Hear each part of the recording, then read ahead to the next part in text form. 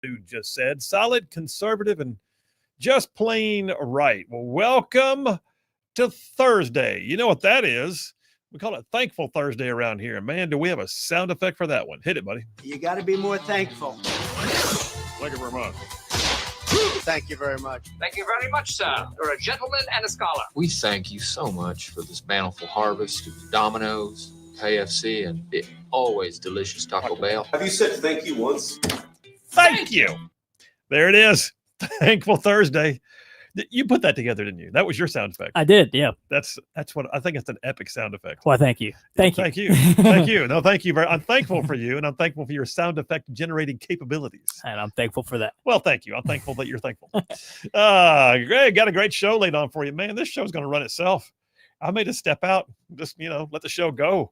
But yeah, we got a great show. It's going to be a solid lineup, just boom, boom, boom.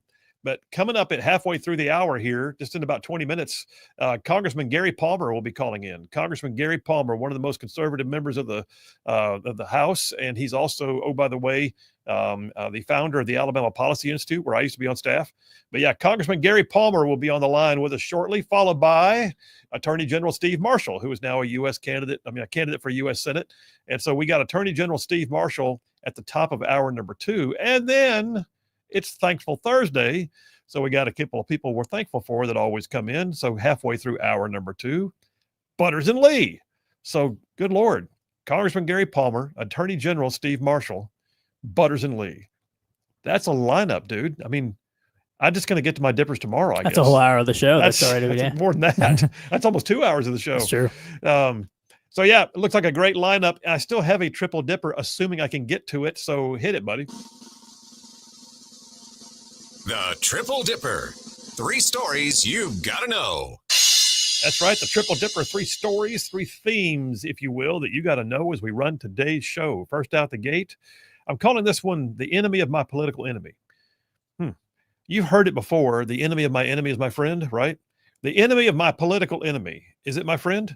Can you get in line with someone and work with them, even though they might be generally opposed to you, but because they are opposed to somebody you're more opposed to, then you line right up. Case in point, there are now Democrats working with the Trump administration trying to prevent Mondani from being elected in New York City. The enemy of my political enemy, could it be my friend? We'll talk about it in detail. That's number 1 on the Triple Dipper. Number 2, Lord, the woke wars. Yes. I mean, it is like one spanking after another that we're having to give to the left because they cannot figure themselves out. But nonetheless, our job is to not sit still, sit idly by, and let them run amok. Guess what? Elections have consequences. Republicans are in charge. Let's get her done. And we cannot sit idly by and do otherwise. That's the woke wars, number 2 on the Triple Dipper. And then number 3, I was just looking at one story after another, and I thought, you know what? Trump derangement syndrome is real. It just is, man. Trump derangement syndrome is real. And that's the name of the dipper. Trump derangement syndrome is real. And by the way, a story I didn't even have a chance to get to this morning broke this afternoon. Yet Antifa protesters with a guillotine outside of the Portland federal courthouse calling on the death of ICE agents. Trump derangement syndrome is very real. And sometimes it's dangerous. All right, that's the Triple Dipper. That's the lineup for the show. Let me jump on now to the Rightside Way opening monologue. I'll just remind you guys, as always, that Attorney Stan McDonald is indeed the sponsor daily of the Rightside Way monologue. And 30-year veteran of the practice of law, longtime conservative. And I'll tell you more about Stan here momentarily. All right, so it's really amazing to watch right now as the left seems like they are willing to burn down the House to win some kind of a Pyrrhic victory. You know, a Pyrrhic victory, the one where you can say you won, but there's nothing left because you scorched the earth to get there. The left-wing side of the culture wars absolutely needs you to believe in your heart of hearts that America is somehow depraved. That victory can only come from wallowing in their accusations and bowing to their depraved sense of disgust at being an actual red-blooded, God-fearing, patriotic American. You can see it in the folks who showed up to protest Vice President J.D. Vance at a memorial service for murdered children in Minneapolis. Literally stood there protesting, screaming at him while he's laying flowers. You can see it in the attempts on President Trump's life and the hope last week that Tim Walz, who had, Didn't see press conferences from the president for 24 hours and made it known to the crowd that maybe we should hope he passed away. You can see it in claims of homophobia if we don't want boys and girls locker rooms. You can see it, y'all. You can hear it. You can feel it. Sometimes you can even smell it. The left hates the idea of a conservative Christian worldview. Last year, here's an example. Last year, there was a bit of a sticker shock. As Alabama's then lone Democrat member of the U.S. delegation, Congresswoman Terry Sewell, Democrat from Congressional District 7 in Alabama, she was excited to announce on her social media platforms that Alabama was soon to be the recipient in $383 million in federal funds. For what, you may ask? Reparations. Now, she didn't call them that. No, but that's what it is. Apparently, unbeknownst to many, the Biden-Harris spendapalooza, known as the Inflation Reduction Act, the massive $891 billion legislation signed into law back in mid-2022, with Democrats, by the way, crowing that it was going to create new jobs, fire up the economy, bring rainbows and unicorns to children everywhere. Well, somewhere buried in that spendorama apparently was $4 billion in set-asides for minority farmers. Minority farmers who feel that they've been treated badly, or that they are the descendants from minority farmers who claim that they were treated badly some point in the past. Or maybe they were folks who still have to pay debt on loans from former minority farmers who believe they were treated badly. I mean, that's the whole standard. That's it. All you had to do to prove it was that somewhere in the past, you believed there was a minority-owned farm and that somebody remembered someone talking about being treated badly on the basis of race. You fill out an application.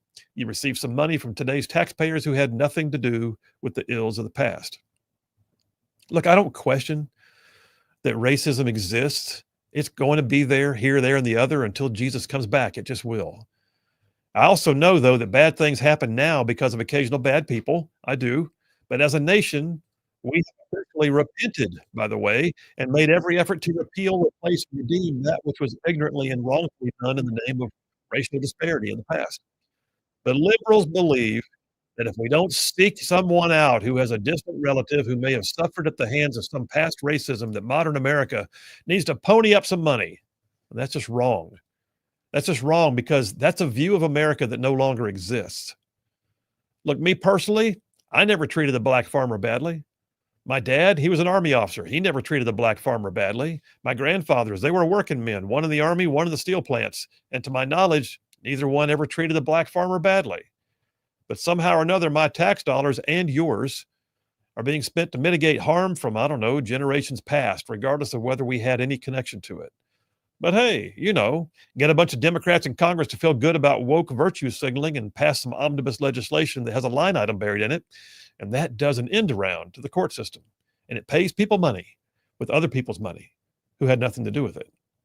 Because here's the thing, going back to my original point, division is the devil's game. It is. Division is the devil's game, and the devil is in the details. Absolutely in the left's details. But every once in a while, though, there is a light that shines through. There's a word or an action that reminds us that it's not all true that we are a broken people. Not at all. I mean, I think the left hates it when something actually shines through and shows you a different version of America, like a pure version of America, like the real America that you and I actually believe exists and that the American dream could still happen. Remember a couple of years ago when a Georgia jury came back with their verdict in the Ahmaud Arbery murder trial? Ahmaud Arbery, a young black man who was murdered by 3 white men. And those 3 white men stood trial for the murder of that young black man in the Deep South. And surprise, surprise, each of the 3 defendants was found guilty on nearly all counts. But race was not made a part of the prosecution, at least not formally. But race was certainly a factor on the steps of the courthouse. Every race-baiting activist in the nation showed up. There were some of them who I suspect were hoping for a not guilty verdict because that's how they make their living. They needed there to be not guilty so they could go out there and claim more injustice, profiting off the bruised and battered settlements of racial conflict. But a jury of 12, 11 of whom were white, reached a unanimous verdict of guilty in a Deep South state, literally trashing the narrative that these racial pirates have been glomming onto for decades. Somehow or another, justice actually showed through. But you know what was the most amazing, though, to me, and the part that really got me on the story? At the front door of the state house, the courthouse, There was one speech from one man that made all the difference, in my opinion. It was Ahmaud Arbery's father himself, the man who had lost his son. He celebrated the fact that justice was met for his son, and then he celebrated the fact that racism did not rear its ugly head and deny the verdict. But then he went there. Then he uttered the words that all the purveyors of division demand that we not be allowed to say. The black man whose son was murdered by 3 white men, he looked aside from race altogether and he said, all lives matter. And he was right. He was absolutely right. He was spot on. Don't let anybody ever tell you again, by the way, the South is somehow systemically racist. Don't let anyone rob you of your own lack of bias. Don't let anyone tell you that somehow the way you were born or where you live or what you believe has somehow been predisposed and that your hopelessness cannot be some way avoided. The race-baiting liars are just that. They are liars. And division, y'all, that's the devil's game. I was reminded not long ago, by the way, of the most amazing modern-day story of goodness and racelessness that I've seen. And yes, by the way, I just coined a new word. You're welcome to use it, racelessness. See if you can use it on Scrabble. You may have heard the story, though, that I'm about to tell you. If you haven't, just go ahead and grab a tissue because it is a heartwarmer. It's a tearjerker. You see, there's a sweet grandma named Wanda Dench, and she lives in Mesa, Arizona. And she texted her grandson once about 9 or 10 years ago, wanting him to come over to her house for Thanksgiving. At least she thought she did. She had actually texted another young man named Jamal Hinton, whom she'd never met. And he responded back to her saying, you're not my grandma, but can I still have a plate though? And she responded back, well, of course, that's what grandmas are for. So he did. And they had a wonderful time. And by now, you may have interpreted that the underlying story based on my earlier comments is, you guessed it, Jamal was a black kid and Wanda Dench and her husband Lonnie, they're white. And the race baiters would have said they don't belong together, but apparently they do, because they have now celebrated Thanksgiving together for nearly 10 years. Jamal Hinton told Time magazine that each year the Thanksgiving dinner serves as a time for them to catch up on each other's lives and events. He said they rarely watch TV. They just spend hours talking and laughing. He said time kind of flies. We don't even realize how long we've been there. There's really good company. Hinton told Time magazine, describing all their dinners together. You see, y'all, that's the real America. I mean, does racism exist? Certainly. But we are not a systemically racist nation. Does America screw up sometimes? Yes. But I would also say that our merits and our goodness outweigh the bad. But yet, if there is a problem, it is that we are a nation where race baiters and America haters are given far more credit and time than they are due. I mean, all the rest of us, and that's the vast majority of the nation, by the way, are guilty of giving them too much of a voice if you get down to it, of allowing them too much time in the public square, of clickbaiting all their stuff on social media. And I, for one, am tired of it. I, for one, am willing to use this platform that God has given me to point out that I believe that we are far more than what some loudmouth dividers of our people would have the world believe. No nation, no people, if you will, has done more in the history of the world to establish justice, promote the common defense, and ensure domestic tranquility in our own country and around the world than the United States of America. We have, in fact, made the world a better place in that regard. It's about value. It's about the idea that every human being has worth. And that's not just me. That's in our nation's founding documents, that all men are created equal, endowed by their creator with certain inalienable rights. I believe that as a Christian too. It's scriptural. Think about it. In John 3:16, for God so loved the world, that's everybody, the world, that he gave his only son. Y'all, that's everybody. Like I said, there's no picking and choosing. That's who we are. That's what we stand for. Not some, but all. Look, all said and done, I believe that the example of a Jamal Hinton, Wanda Dench kind of Thanksgiving is more indicative of who we are as a people than anything the race baiters would say. The kind of example that openly and unabashedly says that all lives matter, like Ahmaud Arbery's dad said. Because the reality is they do, and it's true. So much division, and yet there's actually so much to share. I don't care what the left says. America is a land of commonality, not division. Division, that's the devil's game. And that's a wrap for the Right Side Way. Well, there you have it. Yes, indeed. So much to be thankful for on a thankful Thursday. But yeah, I'm just telling you right now, the reality is, yes, all lives matter. Yes, America is great. Yes, I love living here. I wouldn't live anywhere else. The truth of the matter is the left hates it when we love it. They need us to hate America. don't give them the satisfaction. Phil Williams, Rightside Radio. Y'all stay tuned. We'll be right back. Hey, you're not going to want to miss the latest edition of the Just Right podcast. We just put it in the can. Listen, we interviewed Ton Boyer, author of The Ground Kisser.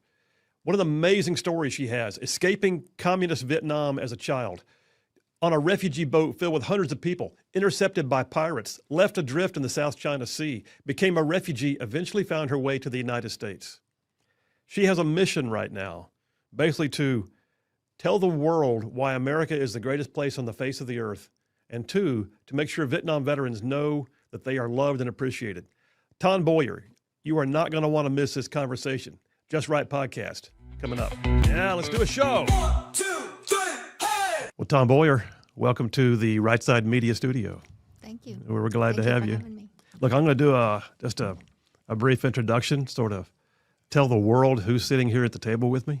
But you got an amazing story. An amazing story. You grew up in a time of war in Vietnam. Mm-hmm.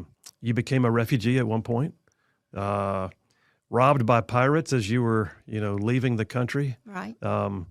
You were left adrift at some point, I understand. You wound up in Indonesia. You finally came to America. You found your husband. You found the Lord. You raised a family. And I think one of the things that I've noticed is you have a love for this country, which we'll talk about more with your book in a minute. But for right now, welcome to the Just Right podcast. Thank you. Thank you for having me. Well, I'm glad you're here. Well, listen, I said it a moment ago. So you grew up in a time of war. Mm-hmm. Tell us where you're from and how that came about. Yeah. I was 8 years old when the war ended. Came from in Vietnam. I came from the Mekong Delta of Vietnam. We lived right by the Mekong River. Mekong River is a pretty big river. I think it's even bigger than the Mississippi River here. But we live right on the border between Cambodia and Vietnam. It's about 6 miles from my house. The border is, and I was 8 years old when the war ended. And because I live on the border of Cambodia and Vietnam, I also experienced the war between Cambodia and Vietnam after the fall of Saigon in 1975. Yeah, that was a turbulent time. I mean, you're talking about the time of not just the United States presence in Vietnam and what the fall of Saigon was 1975. Yeah. Mm-hmm. I think the U.S. troop pulled out in 1973. Yeah, and then Saigon fell in 75. Is that right? Right. The communist takeover of the country at that point. Exactly. But then the Khmer Rouge were north in Cambodia, and the killing fields started in like 78, 79 time frame. Yes, about 76 when it kind of started, and then it just escalated between 78 and 79. Now you lived in the Mekong Delta area, so were you in an urban environment or were you in like a rural environment? I was in an urban environment. It's a little town called Tăng Châu, Tanchau, and is in the An Giang province. It's, the roads in Vietnam is really not smooth like here. So it takes about 6 hours from Saigon. So it's a little bit southwest of Saigon. Listen, I've had some time overseas myself in different parts of the world. And I've said many times people don't realize here in America that the dirtiest alleyway is sometimes better than the best road in foreign countries. Exactly. Yeah. Do you remember war when you were a kid? Gosh, yes. I remember a lot. And, when the thought of putting my story together and putting it in a book, I realized that I had forgotten a lot. And once I enlisted Lisa Smith to help me with the book, she asked some questions, and it just kind of, helped me to go back to the past. So I remember mostly where I am. The Vietnam War didn't affect me as much, but the war between Cambodia and Vietnam affected me a whole lot more because being near the border town and living by the Mekong River, we saw the atrocities of Pol Pot's, the killing fields, basically, coming down that river every single day. I saw a speech you gave getting ready for today, and you talked about the fact that your mother would say, "Don't go to the river." Yeah. Yeah. and you did anyway. Yes. Like most kids would do. Mom says don't do it. Exactly. You did it, but what did Yeah. you see? What happened when you went down there? Well, yeah, my parents tried to shield us. We came from a very wealthy family. So my parents tried to shield us from a lot of things. And there are times where the atrocity of Pol Pot.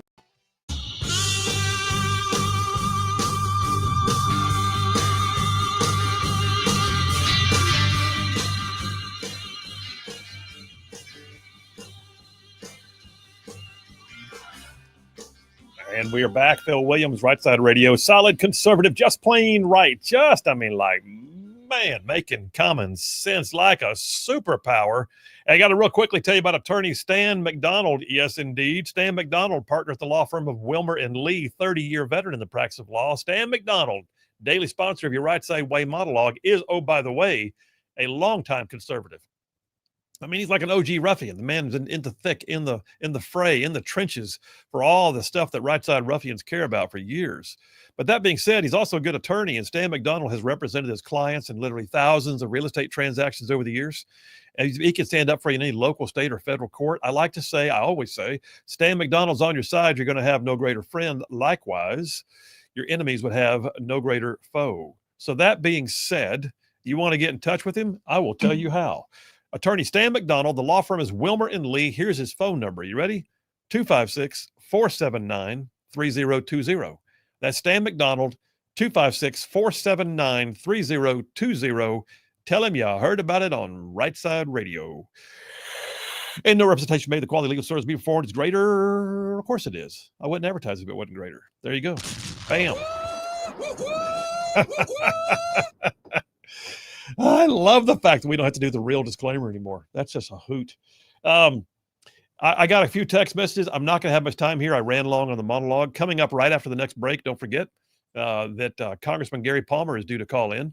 Had a good time with Congressman Dale Strong on yesterday, and I love the fact that he stepped off the floor of the House during votes to take our call, talked on the air for a minute, and then said, Phil, I got to go. They're calling votes, and then ran back in. I think that's kind of cool. But right now we got David Bucky says, it's a long text. Not sure I can get to it all. So I got a lot to be thankful for on this beautiful Thursday afternoon. Also, he said, don't read this one on there. And I won't read it on the afternoon. Okay. Thank you. Gotcha. Thank you. All right. That's what I'm here for. I appreciate you. Randy from Madison says, Phil, sign on display and lotto tickets in Ardmore today. Tennessee's raised $8 billion to put towards education. As I was leaving the parking lot, all 10 cars there had Alabama tags, not one from Tennessee. Okay. Doesn't change my mood any, but there you have it. Thank you, Randy. We're coming right back. Congressman Gary Palmer, Phil Williams, Right Side Radio. Y'all stay tuned. We'll be right back.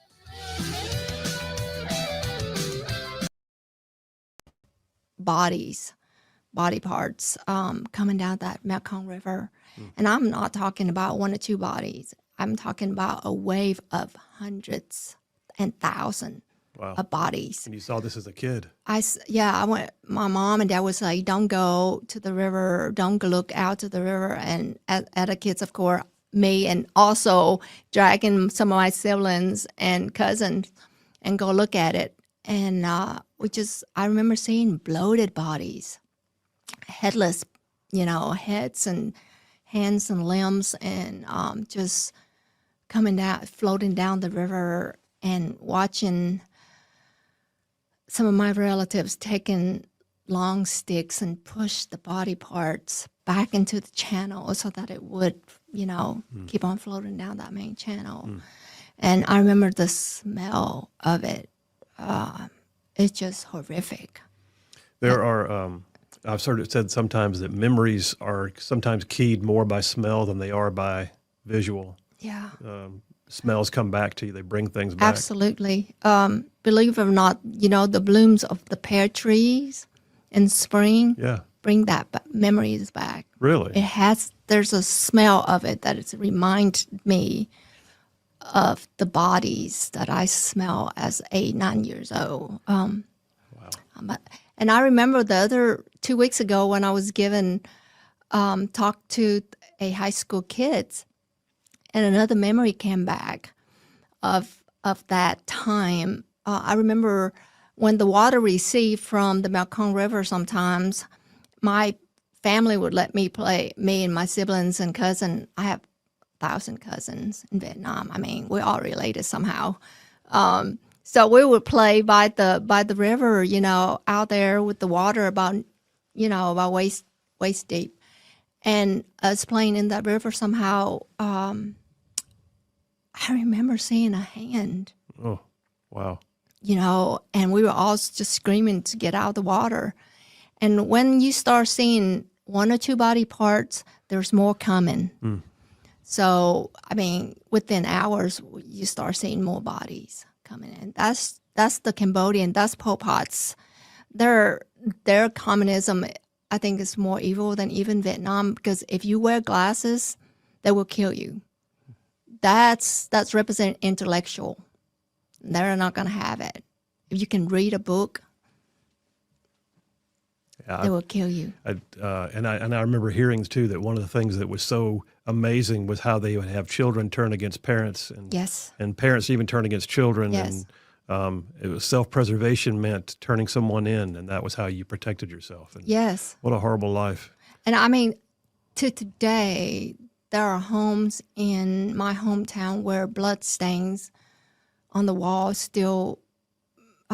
There's still blood stains on the wall, because where the Khmer Rouge would come in at night, and they would try to extract information from the locals, and they would take babies from mother's arms and take the baby and smash the baby against the wall. And there's still blood stains on those walls to today. Well, I don't think Americans sometimes realize the blessing of living in a country where war does not touch the ground we walk on. Right. Yeah. Having said that, so you lived through some amazing events in your home country, your original, your country of your origin. Mm-hmm.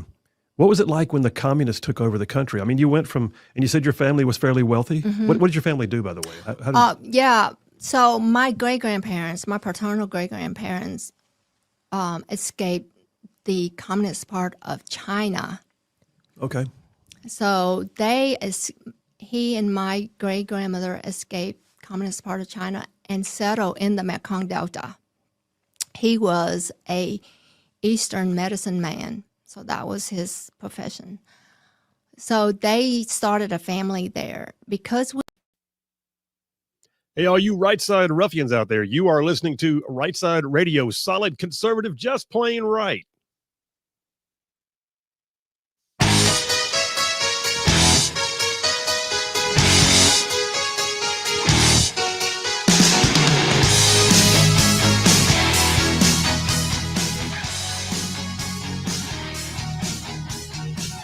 And we are back. Phil Williams, Rightside Radio, solid conservative, just plain right. Just covering down on some major ground across the southeast U.S. of A. Y'all, I'm talking about this show going from Huntsville back on over to Chattanooga, and from Tuscaloosa back on over to Gadsden, and all the way down to that loveliest little village on the plains we call Auburn, straight across the line from there to what we now call, once again, Fort Benning. And then big old patches of North Georgia and Mississippi all thrown in. Listen, wherever you guys catch this show, is what you know, we appreciate you. You're the only reason why we do it. You're what makes it work. So thank you very much, all you Rightside ruffians.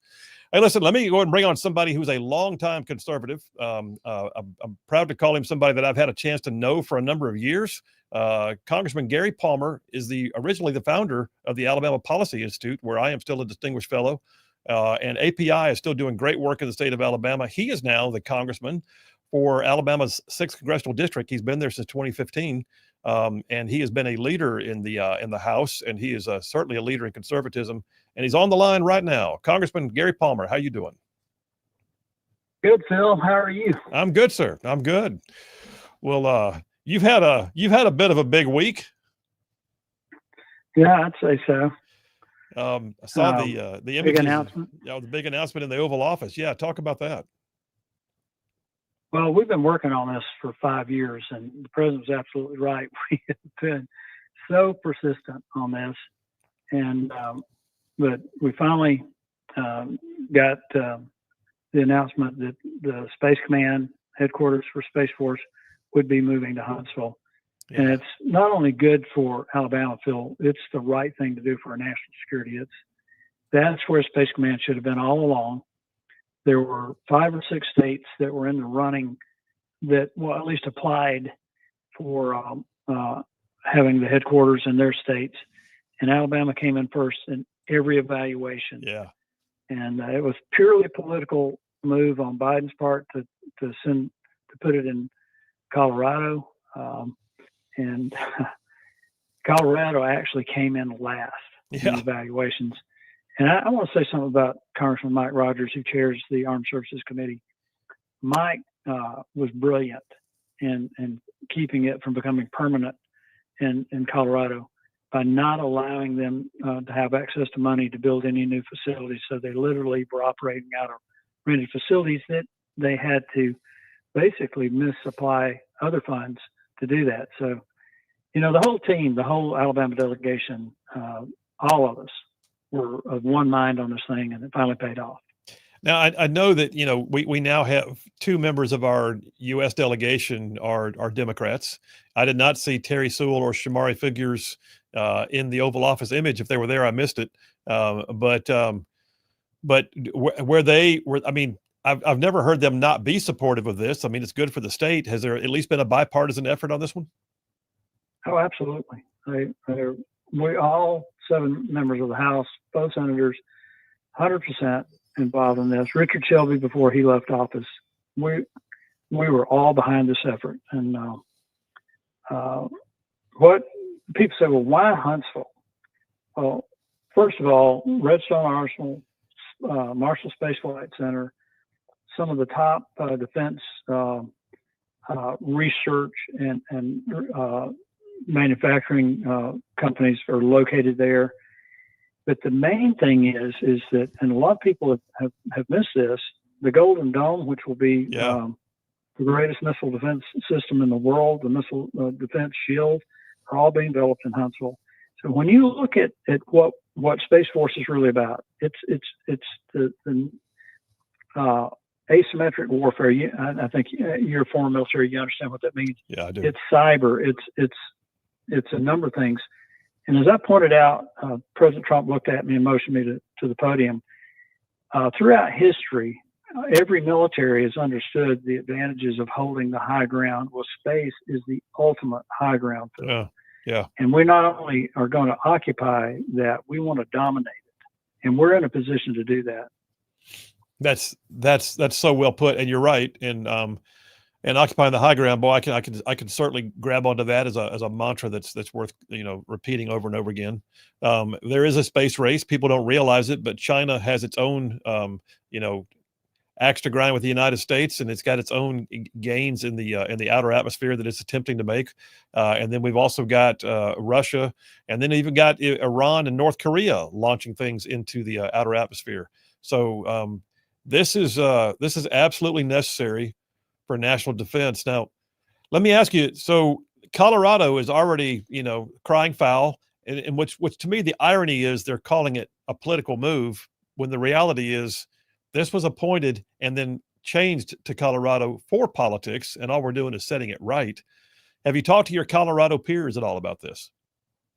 No, they haven't said anything about it. And I think they know, but they, as representatives of that state, and particularly one representing the district where the temporary headquarters were, they did what they needed to do as representatives. But again, going back to the evaluations, Huntsville was by far the best choice.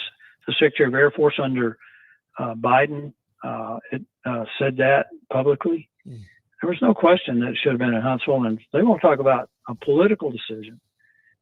It was pure politics to locate the headquarters in the state that came in last. Yeah. Pretty transparent. And then, you had the governor, Colorado, a few days ago, Jared Polis, came out and said that this weakened our national security. And my response to that was, the next time I asked Jared Polis for advice on national security would be the first time. So he's not someone that I'd be going to for advice on what we need to do in terms of our national security. Well, there's a lot to this too. There's going to be a lot of second and third order effects, I would call it. I mean, I know we're bringing in a bunch of jobs in that are direct application jobs to Space Command, but there's also going to be all of the spin-off jobs and the defense contracting jobs and the other things that happen in a community when you have more people move in, retail and restaurants and whatever else opens up, building, construction. But let me ask you, one of the things that really strikes me is now a big chunk of the UA, the University of Alabama system, is in your district, with parts of course, Tuscaloosa, certainly Birmingham with UAB and the UAB Medical Research, and then, of course, UAH is in Huntsville. But the UA system, I would think, is going to have a big role in research and development and in training up a future workforce that has the skills to work at a place like Space Command. What are your thoughts on that? Well, I just met with the new president of the University of Alabama. I'm very impressed with him, and there are a number of things that I'm involved in that's going to have a big impact. In terms, people might not make the connection, but I've really worked to get the Northern Beltline built. Because I think that we could have a technology corridor that stretches from Tennessee to Mobile and then westward to Tuscaloosa that would rival Austin, Texas. It would rival the technology triangle, research triangle in North Carolina. We could be in a position to really build a technology economy right here in central Alabama that literally runs north to south, and playing off not only the defense technology, but off of medical research, because a lot of this is going hand in hand. The thing that we're missing here is that I've been working to try to launch an ROTC type program for cyber and start identifying students when they're 7th, 8th grade that might grow up to be hackers that we'd want to defend against, instead of having them working against us, working for us. Yeah. Get them through college, pay everything, get their background checks done, and then get them to work immediately. That's part of this whole idea of cyber warfare, and just looking at what's happened in Ukraine and how warfare has changed. We've really got to be focused. Wow, that's amazing. And you can picture, for years we always heard about the Silicon Valley in California, or like you said, the Research Triangle. And I know that people often overlook the fact that, like, one of the highest per capita doctorate level degrees communities is Huntsville, Alabama. And of course, you've got UAB's medical research, and you've got all these things.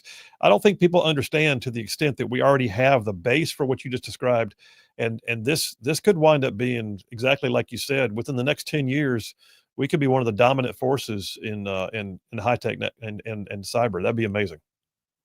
I think I've had a good discussion with Senator Tuberville. Tommy and I had this discussion while we're in the Oval Office about the opportunities that we have to reform rural health care through this Medicaid Rural Transformation Fund.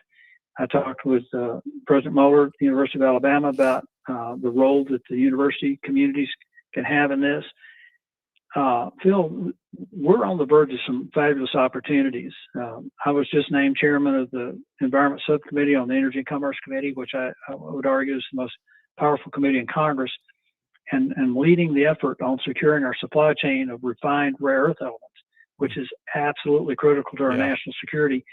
And our university systems are doing some of the best research in the world on this. We've got some really exciting opportunities ahead of us, and I'm really looking forward to where we're going to wind up. But the key here is that window is going to close on us, because there's not a single major refinery for rare earth elements in the Western Hemisphere. Yeah. There's only 9 in the world, and 8 of them are in China. Holy crap. Well, that's got to get fixed. Well, listen, one more thing. We got about 2 minutes left here. And I mentioned this with Congressman Strong yesterday when he was on with us. There's a lot of talk about, okay, we get this, continuing massive influx of jobs and industry and government operations. And with that comes, and you described the Northern Beltway a minute ago, with that comes a need for additional infrastructure. So aside from the Northern Beltway, do you anticipate that we will see an increase to our infrastructure, especially in North Alabama, as we, harness all of these new jobs and bring them in? Yeah, I think there's a real challenge in the Huntsville area, and it's going to be westward primarily. they're U.S. Highway 72. I think they're going to have to do a lot of work on that. Yeah. I don't know what they'll do on 565, but it's not just Huntsville. Huntsville's now the largest city in Alabama. Yeah. The second largest city is Mobile. And there are a couple of huge things happening down there. They're moving the airport to the old Brooklyn Air Force Base there, and the Mobile Bay Bridge. The single largest commercial bottleneck on Interstate 10 is the Mobile Tunnel. Yeah. So there's just a tremendous amount of work being done, and hopefully in the Wiregrass area they'll get a connector from Dothan down to I-10, which I think will be very significant for them. Well, that, and there's always the talk about widening I-65, so the corridor running north-south has also, got more capability, even if nothing else for tourism in the summer times. But yeah, we want all those folks up north driving down to our beaches. That's a great idea. As long as they bring their tax dollars with them, that's all right. Yeah. Well, Congressman, listen, I appreciate your time. I know you've got a lot going on, and thank you for making time for us today. And we'll have you on again sometime soon. But keep us posted, all right? You do a great job, Phil. I always enjoy being on with you. Thank you, sir. Have a great day. See you. That's Congressman Gary Palmer. And listen, when I said he's a longtime conservative, you have no idea how much time. I mean, listen, I used to see him when I was in the state house as a state senator, him walking the halls of the state house, meeting with members of the state legislature, going over policy issues, working the issue of what it means to bring conservative policy to our legislation.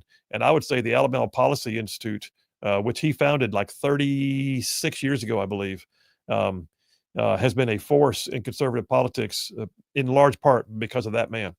That's Congressman Gary Palmer, 6th District of Alabama. All right, we're taking a break. We'll come right back. I got some text messages to catch up on, and then coming up top of the hour, we're due to have a call with Attorney General Steve Marshall.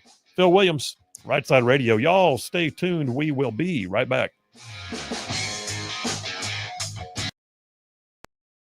By the Mekong River, which the Mekong River is a gateway to all the commodities, coming down that river from Cambodia and other part of the trade route.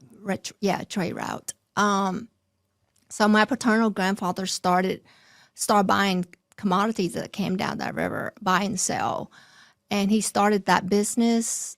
And he has 10 kids. My father is the third child. Okay. And everybody worked in my grandfather's business. And so he started that business. And I mean, we dealt with everything. We bought silk coming down that river. We had a bakery at one point. We had a Fanta bottling company, believe it or not. Really? In Vietnam, South Vietnam at one point.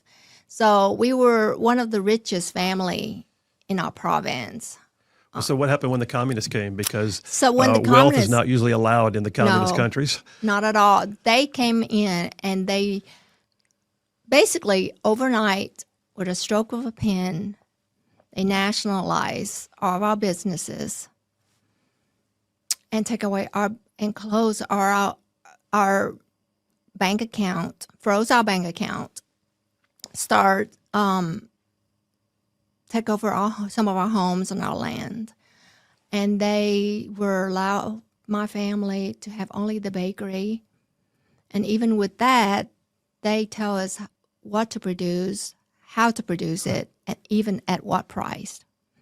So we went from having one of the richest family in the province to being just like everybody. I mean, that's what communism and socialism is, right? Yeah.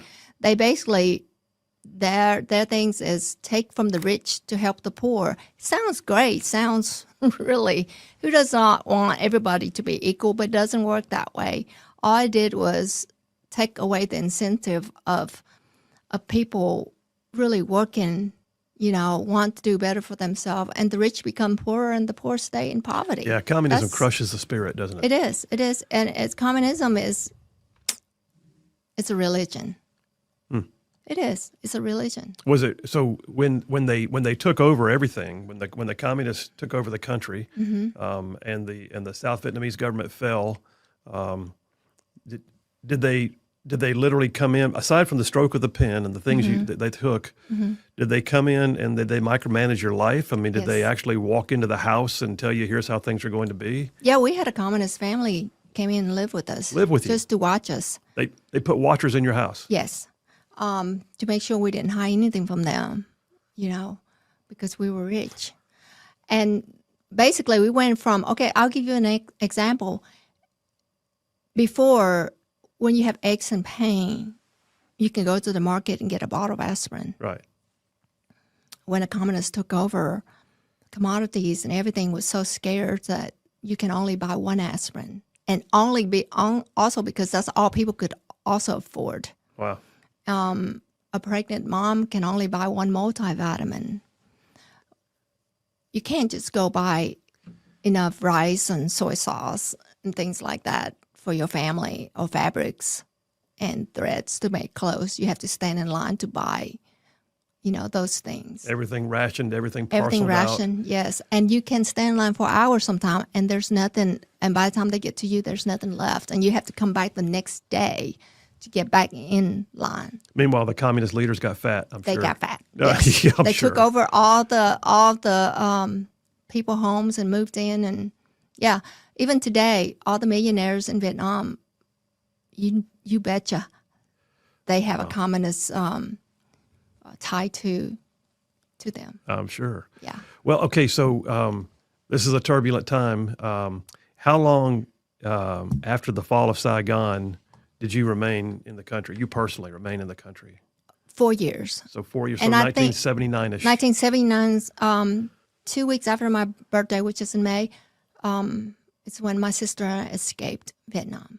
Okay, well, tell me about that, because I know in one of the speeches of yours that I reviewed, it wasn't your whole family that came out. Right. It was just a few, and your parents had to make a choice, basically. Yes. So what was that family discussion like to decide who leaves and who stays? Gosh, I remember that night very clearly. I had several aunts and uncles.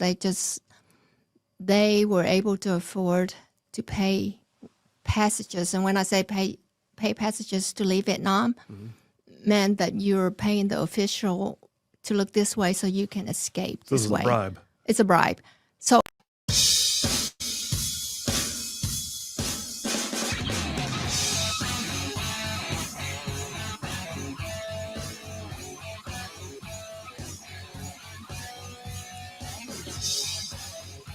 And we are back. Phil Williams, Rightside Radio, solid conservative, just plain right. Bulletproof influence. That's what it is. Bulletproof influence. Hey, text lines are open, 833-687-4448. That's 833-68-RIGHT. Text it. Tell us what you're thinking. Love to hear your thoughts. We just had a great conversation there with Congressman Gary Palmer. I got several of y'all already texting in. Let me grab a few of these. Some of them reach back to the monologue. Okay. Michael from Madison says the monologue was scrumdiddlyumptious. Well, thank you, sir. I appreciate that. Jack, I bet you're impressed that I can pronounce that. I didn't even hesitate. I guess Michael wins our Scrabble award for the day. That one's worth like 72 points. Yeah. All right. Jack from Huntsville says, another terrific monologue. Thank you, sir. Says bought a couple of Powerball tickets. Okay. He said, they say if you buy 2 tickets out of 1, your odds are winning double. But your odds of winning barely change at all if you don't buy any. Yeah, exactly. That's pretty much how that works. Yes. Yeah. Not much else to say. Yep, I'm done. Scott from Russellville says, another special monologue, Brother Phil. All people need to hear this news much more often. Thank you. Appreciate you, man. Thanks so much, Scott. John from Huntsville says, Phil, spectacular monologue. Also, did you hear that RFK Jr.'s tenure as Secretary of Health and Human Services might be in jeopardy because of his vaccine policies? By the way, JP, your Braves actually won a game last night. Okay, there's a lot to unpack in that one text. First, I don't think RFK is in jeopardy of anything, losing his job. I don't think so. And also, at least one of my teams can win something. So At least one. yeah, at least one. Yeah. Sometimes. I heard Alabama's getting a new coach. Oh, John Gruden. Gruden's coming. Hey, Gruden. listen, if we're gonna be mediocre, we'll just make it entertaining, make it fun. We'll start the rumor right now. Yeah. I hear that Gruden's coming to Alabama. I actually heard that he was walking around Tuscaloosa today. Maybe he's interviewing. You know, I heard he Yeah. had a contract in his hand, Yeah. and he was calling his attorney just to check out a couple things. This is how rumors That's start. what I heard. Did you hear that? I heard Somebody that. say, I heard on Rightside Radio, John Gruden was in Tuscaloosa. That's what I heard. Yeah. Where'd you hear that? I heard it from you. Nofre. Where is Gruden now? Oakland? Where's he at? Gruden is nowhere. He is. That's right. He's working at Barstool. Barstool Sports. The guy's hilarious, though. Oh, he's great. Yeah, he's one of Barstool's best hires, but he has said that he wants to get back into coaching, particularly SEC coaching. He got done completely wrong by the NFL getting fired like that. So yeah, well, there may be like multiple vacancies by the time the season's over. It's true. Just saying. Okay. I also hear, by the way, that Coosa Christian High School is hiring again. So, you know what? That's Probst Academy. Yeah, whatever. Nofre from Lexington says Trump forced the Democrats to be against cleaning up the city from crime. He sent me an article, I guess, about something. I didn't see what the article was. Did you see what it was? Yeah, apparently Trump is officially sending federal troops, National Guard to Chicago. And has that been announced? That it's imminent. Well, Fox is reporting that it's imminent. Really? So, well, you know what, though? They earned it. And I actually think this is particular ICE to round up illegal aliens. But the BBC here is saying that apparently this particular article says DC is suing Trump over a National Guard deployment. But yeah, so apparently the ICE may be going into Chicago imminently. Well, I see, like I'm looking at Fox right now, and I see where David Axelrod, who I was in the green room at CNN with him just, 3 weeks ago. But Axelrod is cautioning Governor J.B. Pritzker against trying to play politics with this whole criminal, suppression thing in dispute with Trump. Because really, they're getting carried away.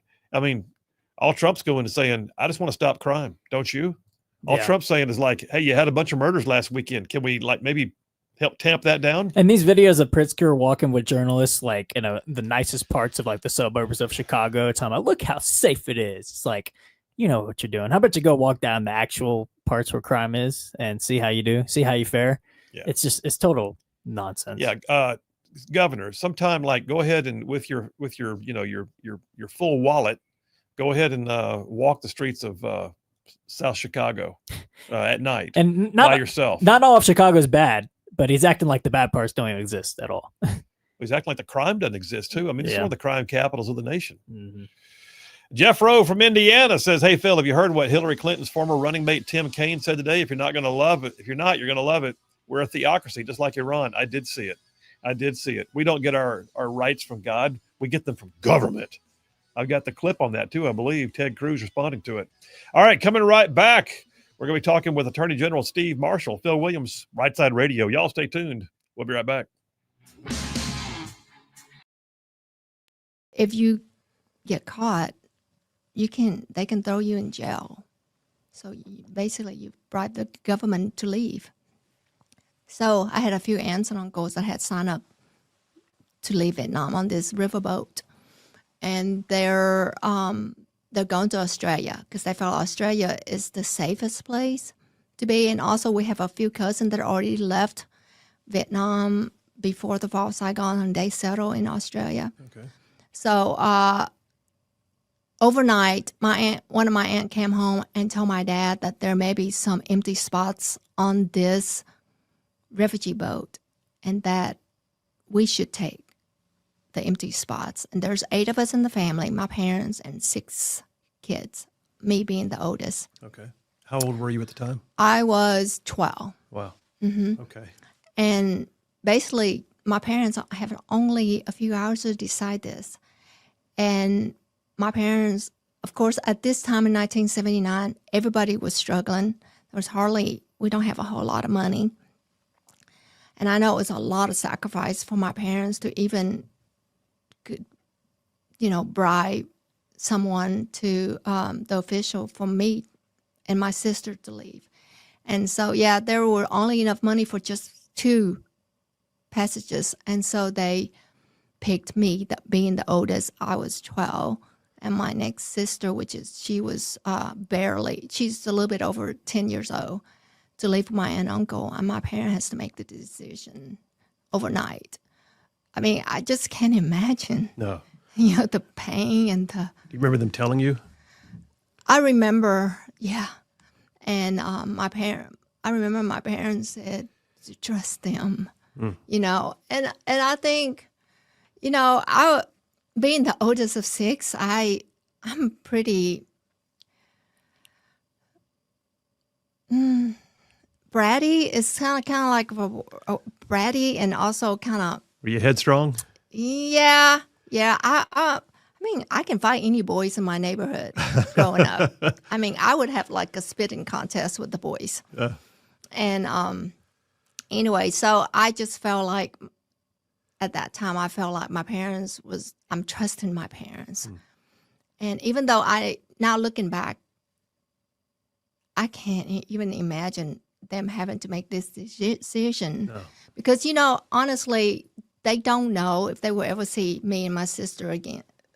They don't know that, right? But they have to make this hard decision because they knew that at least 2 of their kids may have a better life elsewhere than Vietnam. Well, I mean, that's huge. And I've raised kids, and I understand you've raised your kids. And I cannot imagine at 10 and 12 years old sending them away and knowing I Yeah. never see them again. I remember saying, what an amazing thing. Saying goodbye to my little brother. He was 2 years old, and that night we slept in a mosquito enclosement. That's how we sleep in Vietnam. Under I remember a net? Mosquito net. I remember hugging my brother and one of my sister, 2 of the other sister. It was summer, so there was no school. So 2 of the sisters did visit some of our relatives elsewhere.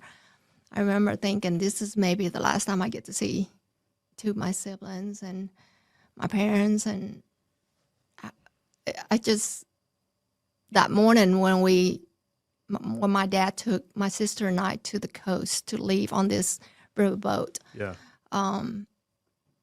looking back and seeing my mom there, not sure if I ever see her again. That was hard. Oh, well, I can't even imagine. I also can't imagine not just your side, but I can't even imagine the parent side of it. But so you got on the boat though, and you're on there, and you do have some family ties on the boat with you. You have an aunt, uncle, and some cousins. Yes. How many total? There was 2 sets of aunts and uncles and 2 of their kids. Okay.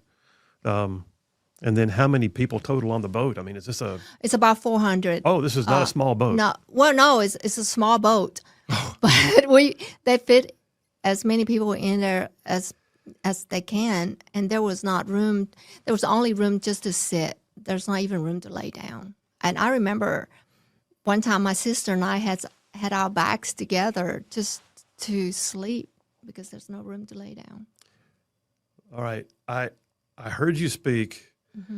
This was not a smooth voyage, this boat, and you were actually at some point intercepted by pirates. Am I right? Yes. Okay, how'd that go? Well, not very well. But, well, first of all, the South China Sea was full of pirates at that time. And because they knew that the Vietnamese refugees carry gold and jewelries with them to start their lives elsewhere, right? Right. So piracy is, I think it was estimated that a quarter of the refugee boat people was robbed by pirates. Wow. And they're from Thailand and other, Malaysia, Indonesia, and all that. But yeah, we were, after several days at sea, we actually landed in Malaysia. So you went ashore in Malaysia, or is this before the pirates or after? This is okay. So this part may be a little bit sensitive, in a way, but this is the truth. We landed in Malaysia, and we thought we were going to be rescued. Well, the Malaysian Navy came out, and they tied our boat to their boat, and they pulled us out to the sea. Oh, wow. And we thought we were getting pulled to somewhere like a refugee camp or something. They pulled us out to sea where there's no people that can see them. They robbed us. The Malaysian Navy? Yes, because they were in uniform. Wow. Wow. Did you have any personal items of your own stolen? Were there any people that were taken? I mean, Yeah, I would well, imagine human trafficking is also an issue and sometimes in this. that would have happened, I believe, with all my heart. But if it wasn't for the grace of God, God intervened during this situation because a huge storm was brewing. So they start robbing. Yeah, like the dude just said, solid, conservative, just plain right. Well, welcome to hour number 2, which is amazing. Where did hour number 1 even go? But we're at hour number 2 on a thankful Thursday, and glad you guys are with us. Listen, we're going right to the phones again. Just an amazing lineup today. Just had a great conversation with Congressman Gary Palmer moments ago, and we are now headed to the phones to talk to Alabama's Attorney General, Steve Marshall. Steve Marshall has been a longtime public servant for the state of Alabama, first as a prosecutor, as a district attorney for Marshall County in Northeast Alabama, and then now for the last, 7 years as the Attorney General to the state of Alabama. And he's on the line right now. Mr. Attorney General, how you doing?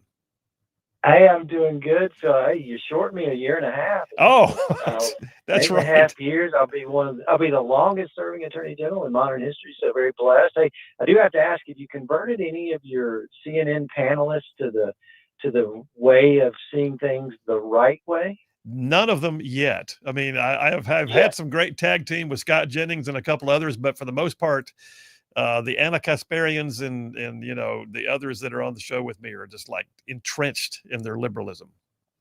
Well, there's an old saying that facts are stubborn things. So at some point in time, you're going to commit them to the truth. But hey, I appreciate you taking on those battles. I think it's great. No, I appreciate that. Thank you very much. Listen, by the way, I also appreciate the fact that you are on the line with. I know you're making your rounds around 67 counties, and you're in one of the more rural areas of Alabama right now. I'm glad we have signal connectivity. Where are you right now?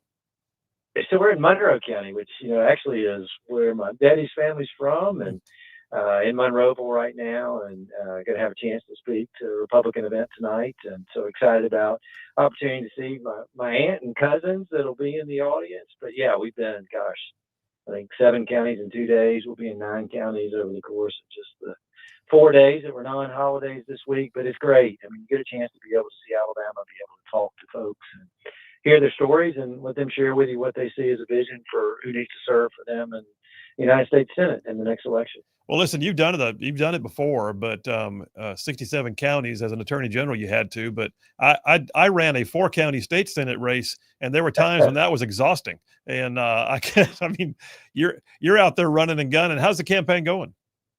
It's going great. Yeah, I laughed. I told my wife it was a week that went by that I didn't see her vertical. I always saw her in the bed when I left and in the bed when I got home. But yeah, we feel really good. We announced the 50 sheriffs and DAs across the state that have endorsed us. We got a great finance team that we announced with business leaders across the state, and excited about what we're going to continue to be able to do. But hey, it's a good start. Excited about what we're going to have a chance to be able to share. But it's a treat to get a chance to just sit in front and drink a cup of coffee with the citizens of Alabama and really talk about what a great state we have. Well, that's good. You know what? As you're speaking, it occurred to me I didn't even say, which I should.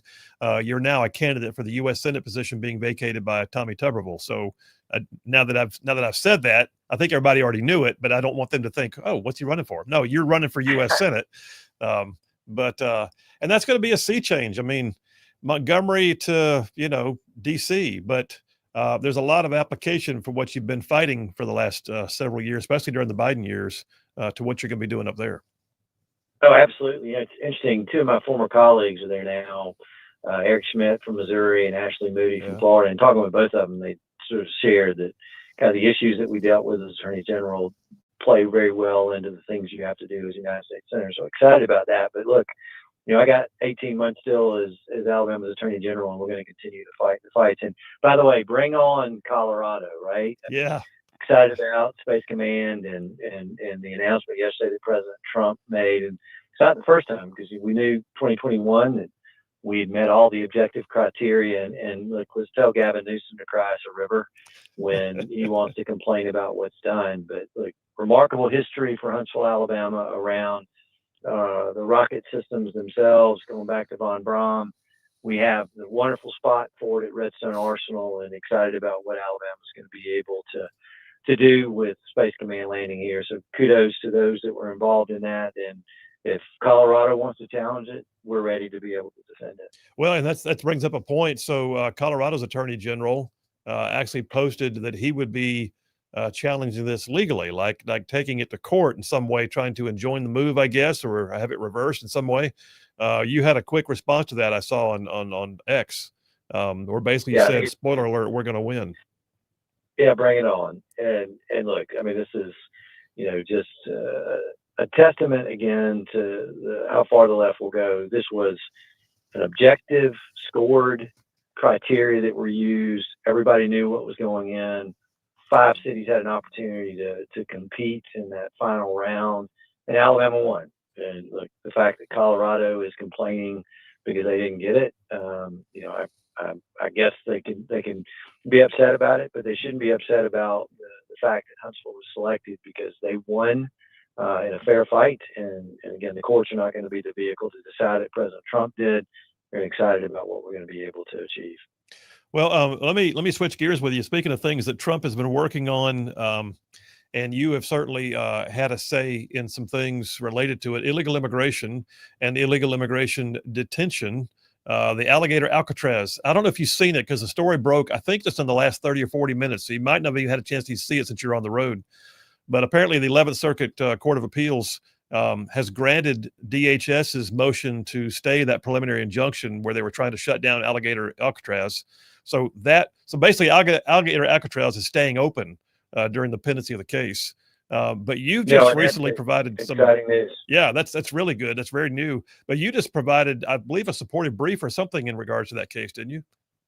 Yeah, we did. 22 states came together in that 11th Circuit decision you just talked about to be able to say, court, you need to grant the stay, because the district court's order was insane. And look, uniquely, particularly for where you're sitting, that in downtown Gadsden, we housed folks that were in the immigration system in a state facility funded by the county itself, and met all the criteria. And yet we had a district judge in Florida that wanted to be able to say, oh no, state of Florida, you can't stand up a detention facility like we had in Gadsden, because the federal government really has to operate it, and they didn't comply with a rule that only applies to the federal government in building structures on that land. I mean, it was just, again, this is a judge against what the Trump administration is trying to do, trying to find some small technicality to invalidate it. I'm glad to see that the 11th Circuit is weighed in now to be able to stay that order for that facility to stay in place, and I think that we'll ultimately win. Well, I think we will too. And like you said, I was going to bring it up, and you did first, the fact that we had right here in what used to be my state Senate district, because I interacted on it multiple times as there were attempts by the left to shut it down or curtail the contract. But we had an amazing facility still there, still going. But the ICE contract, I believe, is coming back or is already back in place, detaining hundreds of ICE detainees right here, as like you said, in a county-run, state-run facility in Gadsden, and yet they're saying alligator Alcatraz is somehow not going to. I think we ought to have one and call it the Bammer Slimer. That's what I want to call it. Hey, we'll work on that in acronym. And I do know that that they're looking potentially for other spots to be able to do it. But my colleague in Florida had a lot to do with being able to defend what the governor there put together, and look, excited about the cooperation we see between states and federal authorities and being able to enforce and then detain those that violate our immigration laws. Hey, can I ask you one more question? We got about 2.5 minutes left here. You recently basically launched against TikTok, and I'm curious about that, because that was not on my radar. And people don't realize, I mean, a state attorney general can not just defend lawsuits, but can take action unilaterally on behalf of its citizens. What are you doing against TikTok? What's going on there?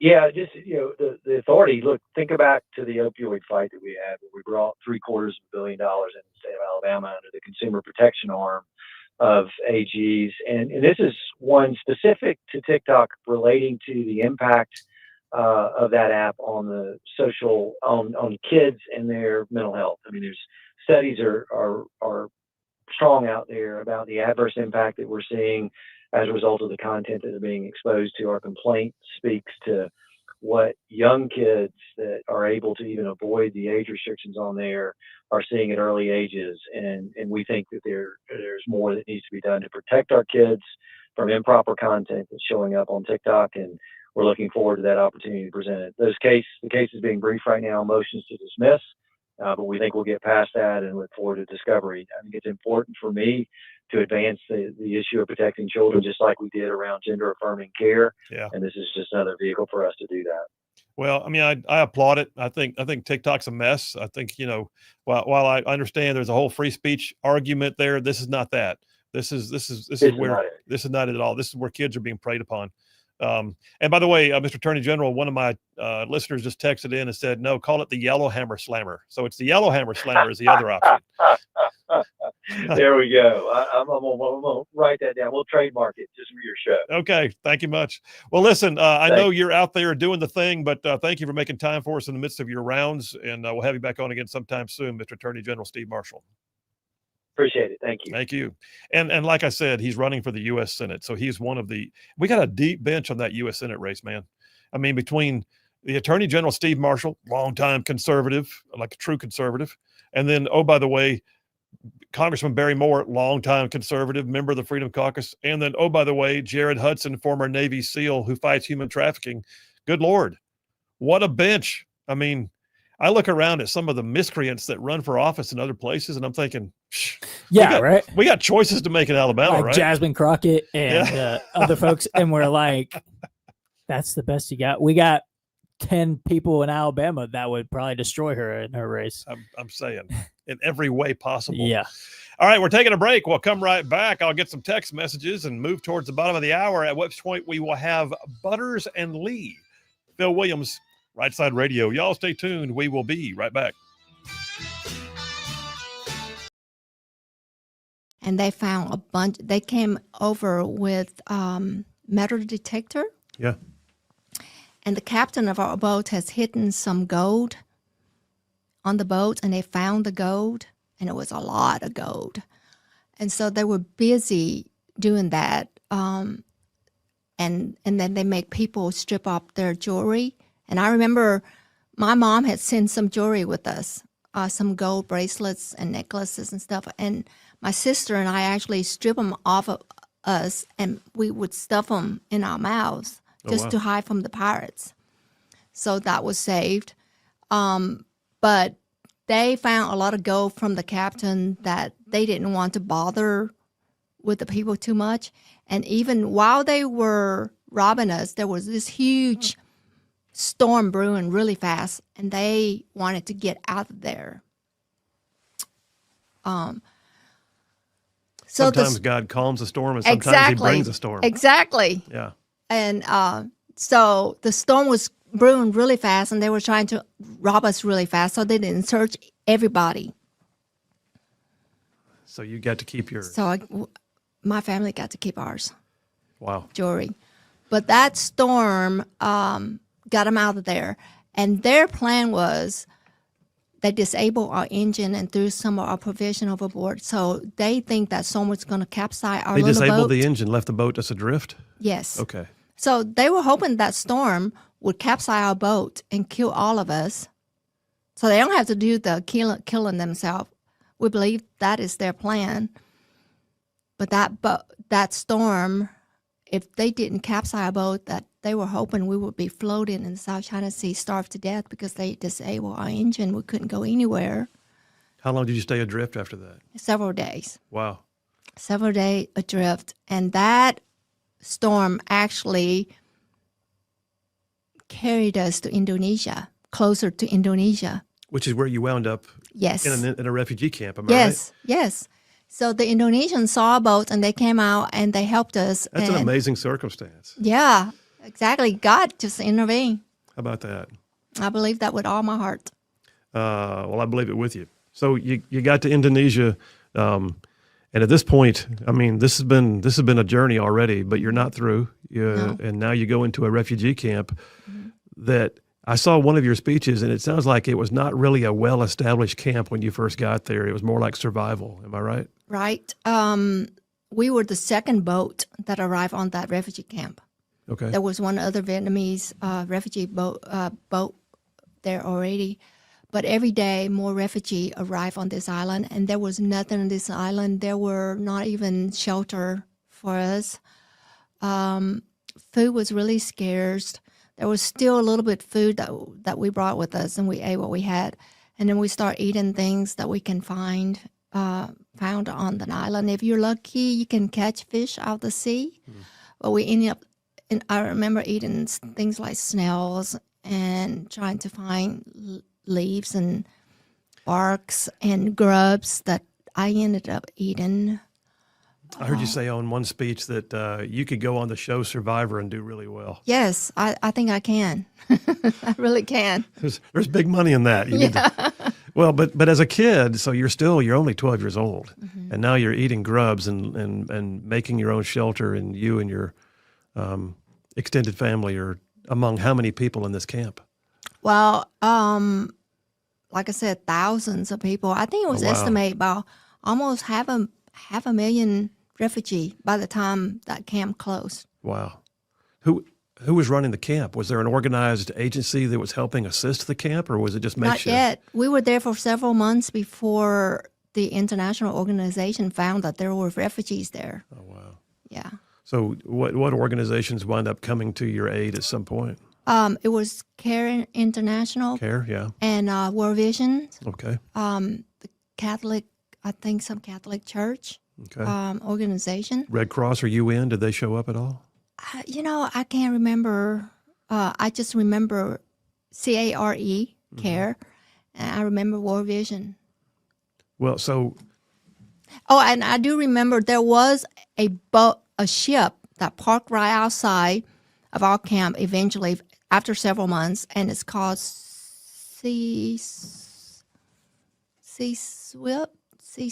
or something like that. One of the Mercy ships at a hospital? It's kind of like the Mercy ship because there were doctor and nurses that come in every day from the ship, and they made a little hut-like, little makeshift hospital there for people. Yeah. Yeah, it's like a Mercy.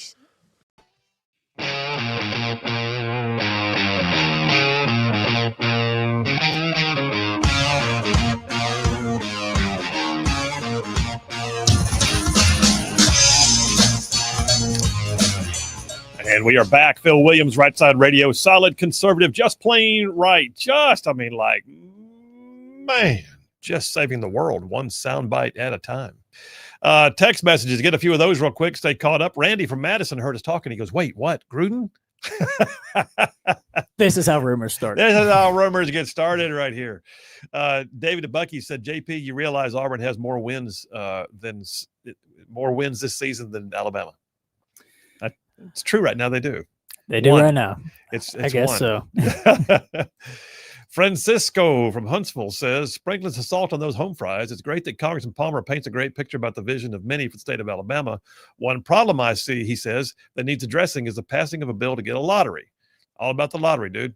There are thousands of men and women that will benefit from scholarships and grants that the lottery will fund. Those in turn will help support and build that vision that Palmer is speaking. Alabama Republicans have supermajority. Don't squander it. Okay, single issue voter. But it says hashtag tired of spending money on lottery outside of Alabama. It's a long hashtag. I got news. The lottery is not the end all be all. You want a ticket, drive across the line and get one. But Alabama's, Constitution says no, and we have voted it down multiple times. And oh, by the way, the whole Hope Scholarship in Georgia has really not panned out like they said it would. Dana from Athens is the one who said Yellowhammer Slammer. Yellowhammer Slammer. Hey, by the way, speaking of deep bench, a moment ago I said, Alabama's got a deep bench. Well, I meant the Republicans. So yesterday we told you about the candidate on the Democrat side for governor named the Pastor Jamel Brown. Jamel Brown. Pastor Jamel Brown. I'm sorry. Pastor Jamel Brown, who's got an amazing campaign platform. All the things he's going to do if you elect him. Part of it is he's giving out condoms. He's giving out free condoms as he walks around. Condoms for everybody. All God's children get a condom. And then, oh, by the way, he wants to do twerking Tuesdays around the pool at the governor's mansion and invite the crowd in. Yep. And I'm sure that'll go well. But we have a new sound effect, and we have a voice update. This is actually Pastor Jamel Brown. Here he comes down the road right now. Thank you. This is awesome. Yes, that's perfect. So this is you got a sound clip of him too, don't you? I do. Let's hear from the man himself. Medical or just period? I'm legalizing weed, period, across the board. Weed never hurt nobody.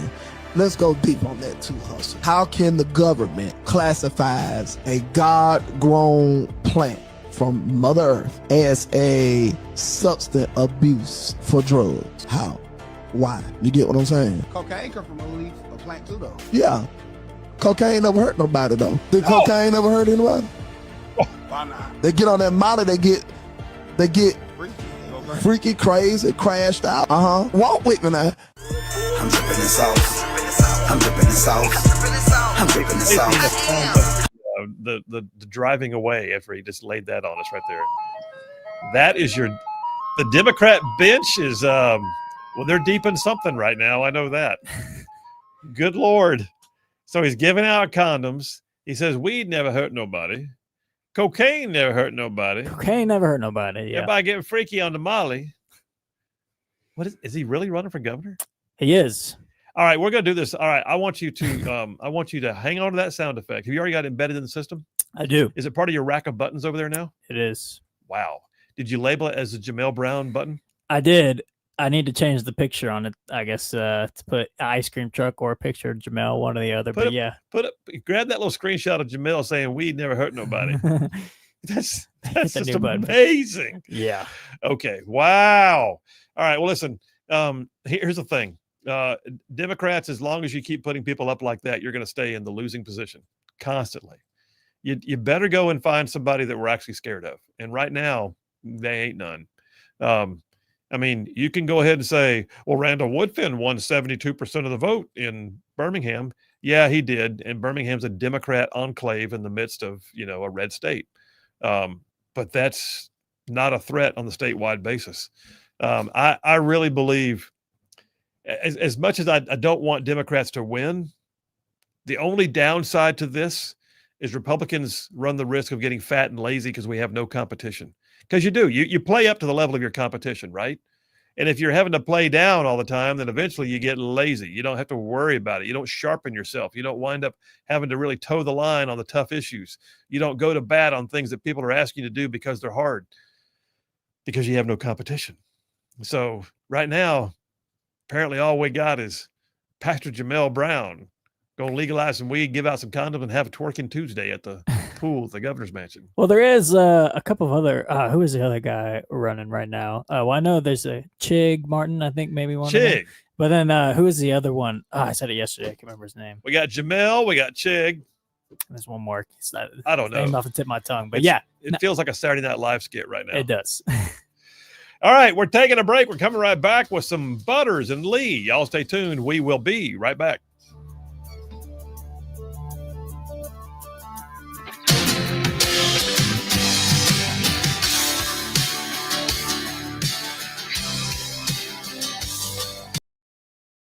So once the aid organizations began coming in, and realize you're still in a refugee camp, so everything's very relative. But did life improve? I mean, did you have food? Did you? Yes. Okay. Yes, life did improve. They brought in a lot of medicine for. Oh, that's another thing. There were people that start dying of dysentery. Oh yeah. If you're not dying of starvation, you die of dysentery. I had dysentery in Afghanistan, and it's not fun. Oh my gosh, that's what I had in the refugee. I almost died. I really thought I was going to die, honestly. In the refugee, I had dysentery so bad. But eventually they came in, they brought medication for all of us and food, lots of food. In fact, now that you say that, I remember one of your speeches, you said to this day, you still get a hankering for Spam once in a while because they brought Spam. Yes, yes. That's where I learned how to eat Spam, yes. We still have Spam. Right now in our pantry, we always have Spam. Well, it's funny what sticks with you like that. So you're in this refugee camp, living conditions may have gotten somewhat improved, but you're still not in a good place. Is your family still intact? Everybody's still together? Everybody's still together. And one of my uncle who serves in the Navy for the South Vietnamese Navy, so because he served, he get to pick what country to immigrate to. Okay. And of course, we picked the United States of America. Everybody wanted to come here. Yeah. This is the place. Was it? And let me ask you about that, because, you know, in my time overseas and in my time in Afghanistan, I actually lived among the Afghan people for a year. And it's amazing, people who have never been to America still have an idealized version of what's here. Yeah. So you had never seen America, but you had seen Americans, I guess, during the Vietnamese War. I have never had, no. So you had no interaction with Americans interaction. before. What was the never having seen it, what was the mental image you had of America? Cold. It was cold? Yes. Okay. What I remember as a little kid, always hearing that America is so cold. Okay. And even when we were in refugee camp and getting ready to come here to America, whatever money left, my aunt and uncle left, they brought us wool sweaters to come to America. They hadn't been to the South. No. And it was July when we came, and we wore high neck, 100% wool sweater arriving to Huntsville International Airport. What did you imagine about life in America before you ever got here? What was your did you have certain things you expected to see or you couldn't wait to see? Or I could imagine, because my life before communists, you know, we had French things like cheese and butter and champagne, all that, not that, you know. And we've always heard that America's even better than that. So as a little kid, you know, I think about living in a castle, living in places, you know, that has carpet and I don't know. It's just like a fairy tale, I guess. As a little kid, I just thinking America is like a fairy tale story.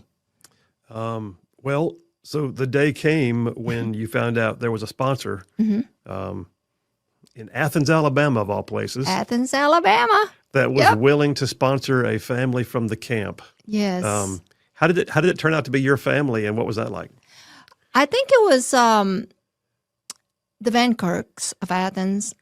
Mrs. Van Kirk was a Catholic, and there was a nun that came to her St. Paul Church and spoke on the plight of the refugee people and said, well, they need sponsor. They need to get out of the camp. They need sponsor. And it just really touched her heart. And that's when she and her husband decided to sponsor a family. And the Catholic Church placed our family with her family.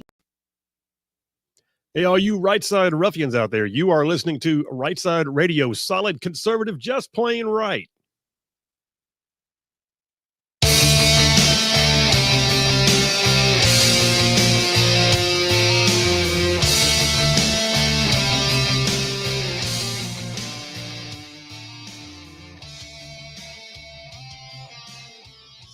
And we are back. Phil Williams, Rightside Radio, solid conservative, just plain right. Covering down on some major ground across the southeast U.S. of A. Y'all talking about this show. This show. I mean, it goes like from Huntsville back over to Chattanooga. I'm talking about from Tuscaloosa back over to Gadsden. I mean, all the way down to that loveliest little village on the plains we call Auburn. Straight across the line from there to what we call Fort Benning once again, Fort Benning. And then big old patches of North Georgia, Mississippi, all thrown in just for good measure. And that's just the radio. Yes, indeed. Just the radio footprint. And then, oh, by the way, there's all of y'all out there in the whole wide world going to the World Wide Web. Places like Rumble, YouTube, X, Facebook, our website, rightsidemedia.org. Dialing in every single day on the live stream. You can even see inside the studio on the live stream. And then there's a bunch of podcasters, y'all catching it after the fact. Listen, the bottom line is we don't care where you're catching this show. We just want you to know we know it and we appreciate it. Y'all are the reason why we do what we do. Thank you very much, you Rightside ruffians, for being a part of our lives. Let me jump on in right now and say, hey, it's Thankful Thursday, and there's some people out there that we are thankful for who jump on in and share their opinions on things once in a while. Two of them are on the line right now. I will say that I will first call the roll as looking northward to the city of Huntsville, deemed the Rocket City by the President of the United States, the diva of actual punditry. That would be Lee from Huntsville. Are you there? Yes, from the home of Space Force. I am here. You are indeed, and we're glad of it. All right. Hey, by the way, right here locally to the studio, the guy who's actually on camera right now, smiling at us, that would be the silky smooth Butters. Butterman, how you doing? I'm doing great, Phil. How are you? I'm good, bud. And I pronounce a quorum. Hit me some whoop whoops. All right, Butters and Lee. I got questions for you on the first round. You got questions for me on the second round. Here's the first question. And I know that I got a Navy man on the line, so I'm looking forward to seeing what he has to say. So here's the deal. The U.S. is now positioned like multiple naval warships and a Marine Expeditionary Unit off the coast of Venezuela. This really, if you look at all the precursors, like, the indictments against Maduro, just like we had against Noriega, we have, drug trafficking, we have collusion with our enemies, we have, any number of things that are considered to be, I guess, actionable. This feels a lot like the precursors to Panama in 1989. And I'm wondering what you think about that, especially with the use of naval forces. Butters, you first. I hope it's part of a bigger plan to achieve an actual goal. If the goal is stopping the cartels, I hate to be a downer, but the shooting a boat with 11 dudes on it, like that's it just reeks of 20 years of what I spent my life doing, what you've spent your time doing. If it's tied to the objective of actually, putting a hurting on the cartels and putting a hurting on the drug trade, the trafficking of persons, then sure, I'm all for it. It's an easy day for our naval forces, but let me clarify. I mean, what is it? You said use the word reeks, which connotes a bad smell. So what is it you don't like about this? Well, it's a lot like what I've experienced, and I've done work with Southcom before. I'm a little bit familiar with their command and control architecture and what they've done, some real world and a lot of other stuff. But it's a lot like the counter piracy that I've done over off of Africa. We can shoot ships, we can kill pirates all day long, but at the end of the day, that isn't going to actually stop the problem. I mean, how long have we been doing counter narcotics operations? I mean, I've known guys that are long retired 06s that were in their prime doing counter narcotic stuff back in the 90s. So like I said, if it's part of a bigger problem or a bigger plan with the objective of actually, getting after these cartels and making a dent, I'm all for it. I mean, tactically, it's a heck of a lot of fun. Sure, let's go blow some stuff up, man. Everybody loves doing that. All right, Lee from Huntsville, what are your thoughts on this? I mean, shades of 1989, Panama invasion. What do you think about the use of naval assets against drug traffickers? Tell me. I don't think there's going to be any invasion at all. The use of the warships is good to pressure the drug trafficking coming out of Venezuela, because not only are they trafficking drugs out of Venezuela, but the Venezuelan government, hand in hand, works with them. Some people say they're actually in the business with them. I don't know, but I think that they work with them anyway. They help other countries like Colombia, export drugs. So I mean, this is meant to pressure. This is a high pressure tactic. And there's a $50 million reward for Maduro, by the way. Yeah. That no one ever talks about. And if it kind of hangs him out to dry or messes him up, so much the better, right? Maduro is a bad guy. He's a bad actor. And having him taken off the world stage would be a blessing for the Venezuelan people. I don't think the Venezuelan people like him. I feel like they have no choice. All the elections are rigged there. So I think this is to pressure, especially the drug dealing coming out of there, because so much is getting into the United States. But honestly, I have to agree with Butters on this one. Doing these little boat blow ups, as interesting as it is, we just need to drone the crap out of the cartels all over Mexico and wherever else they are. Just blow them all up. Period. Just do it. Just send them all out and do it. They're terrorists. Go blow up their entire area. Yeah, there's going to be collateral damage, but there's nothing you can do about that. There always will be. All right. So the bloodthirsty person in the room right now is Lee from Huntsville. But I tell you, the thing that really gets me here is I think this is bigger than narco traffickers. I think what we're watching right now with the use of the naval blockade and naval assets, going after traffickers and all of it, and the show of force. I think that's more about the fact that this is trafficking by means of a nation state's leadership acting on it, as opposed to just a cartel drug lab in the jungles. I think what we're looking at here is a geopolitical as opposed to just a criminal action. That's the difference I think we got right now. I agree with you, Lee. I don't think there's going to be an invasion, but I do think Maduro's days are numbered as the president of Venezuela. Well, I'm gonna throw my Navy planner hat on, and a blockade. People don't know what they're putting down there now. Unless you're going to put half the Navy, we're not blockading. We don't have the resources. We don't have the capabilities. People don't understand what that actually takes. So I think there's a lot of optic. It's good TV. It's optic. It's a good thing. But if you're really going to blockade and have an impact, that's what I say. I hope it's part of a bigger thing. But from what I'm seeing in my experience.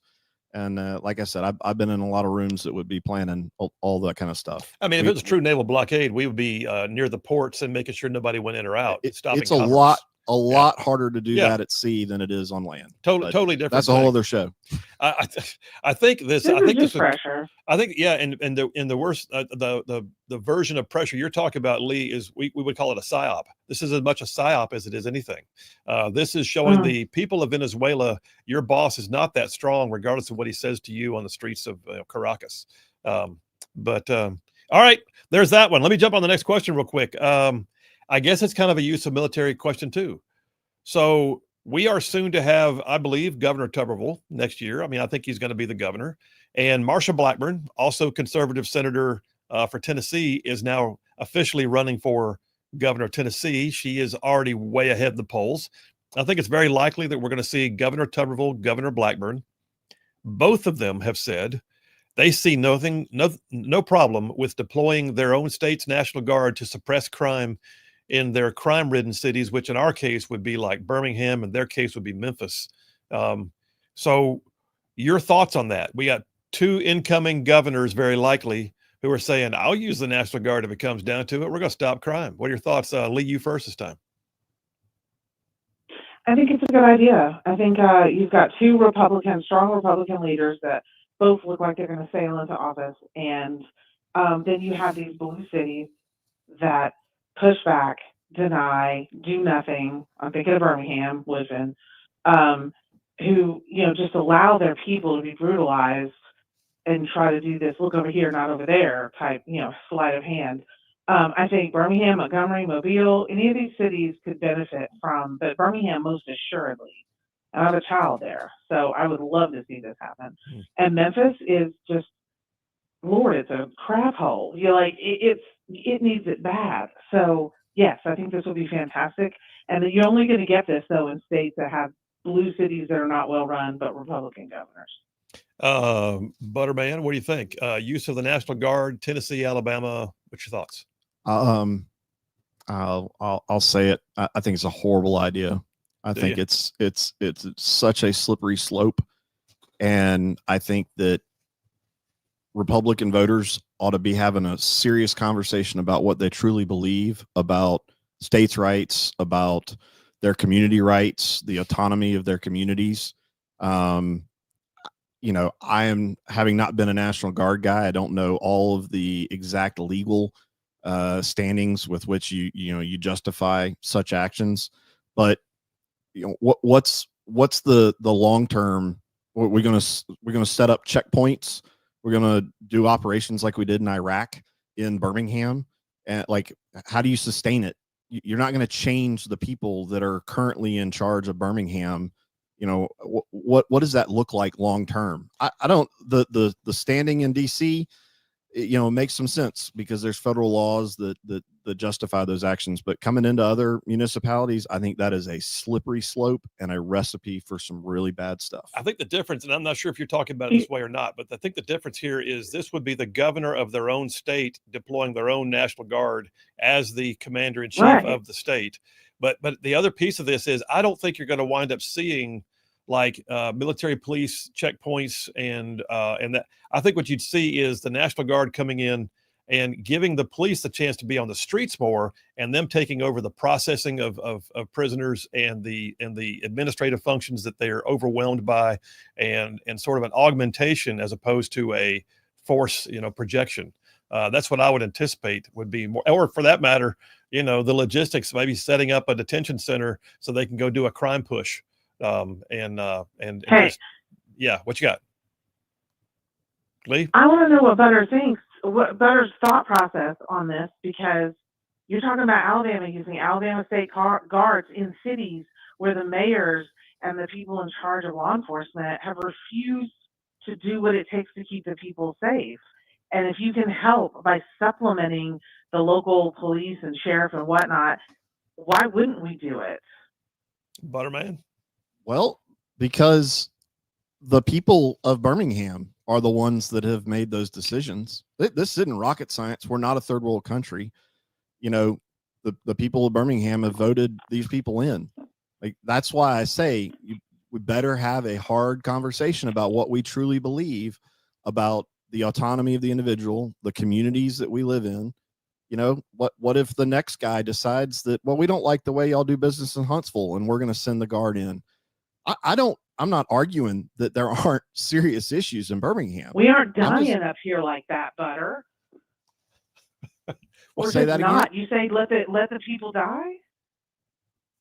So tons and tons of people are dying in Birmingham every day. Well, it's one of the murder capitals of the nation, actually. Yeah, it's one of the highest per capita murder capitals in the entire nation. And so the answer to that is the National Guard.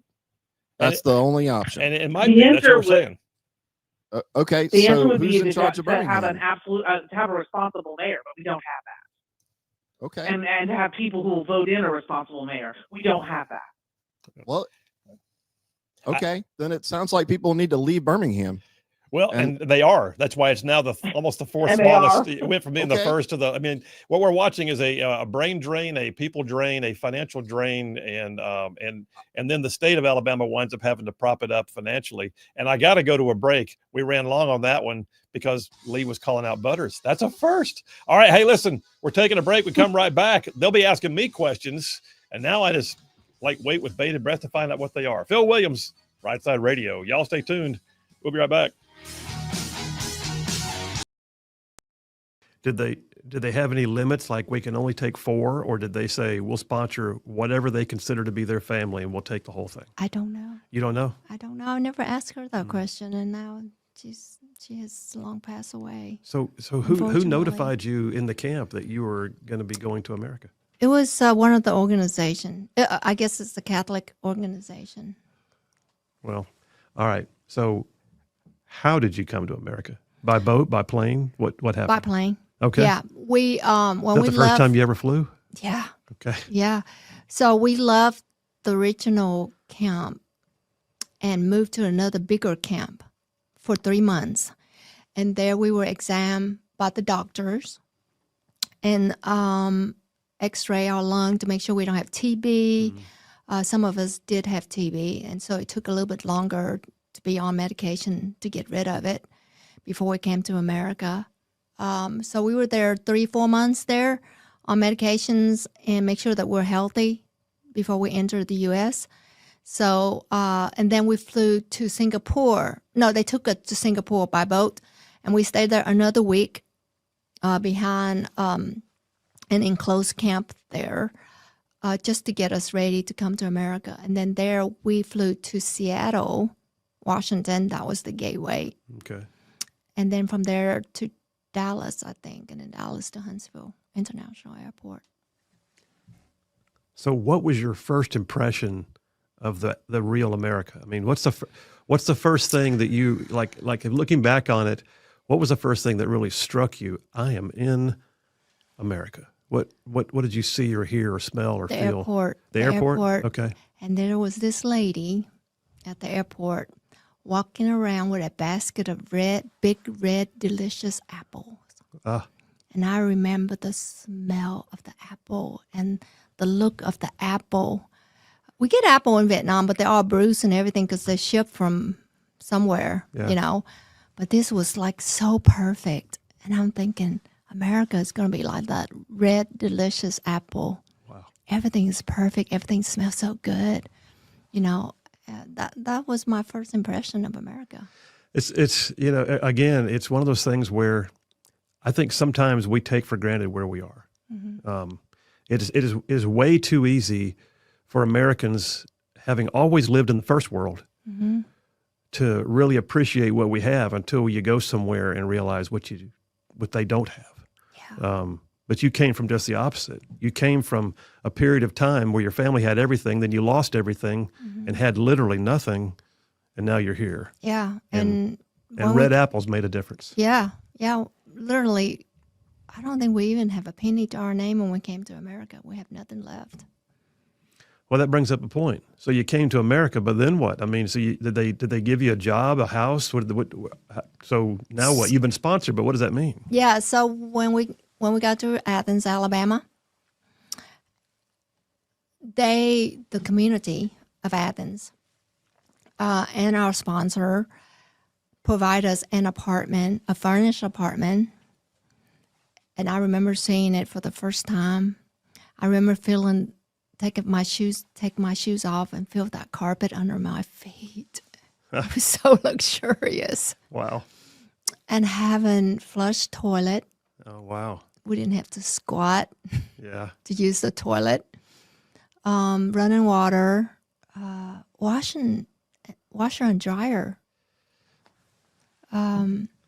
soft beds. I remember open that refrigerator that was full of food. Oh, they stocked the refrigerator for you too. Yes. I remember seeing chicken in there that I didn't have to chase after, killed and plugged and cleaned. Wow. And gosh, I remember that bed was so soft that even one of my cousin, the boy, he was just 3 years old. And because he's got used to sleeping on the hard floor in the refugee camp, that he couldn't handle the soft bed. So every morning we would go wake him up. He'd be sleeping on the floor next to the bed. Wow. A different family come every single week to take us to the store, to take us to the health department, to take us to the dentist, enrolled us kids in school. They came taught us English. So they didn't just sponsor your trip; they sponsored your family to live. Yes. Wow. To help us be successful. Was this out of one church, or was this a group of friends? What was this? It was that family, and they in.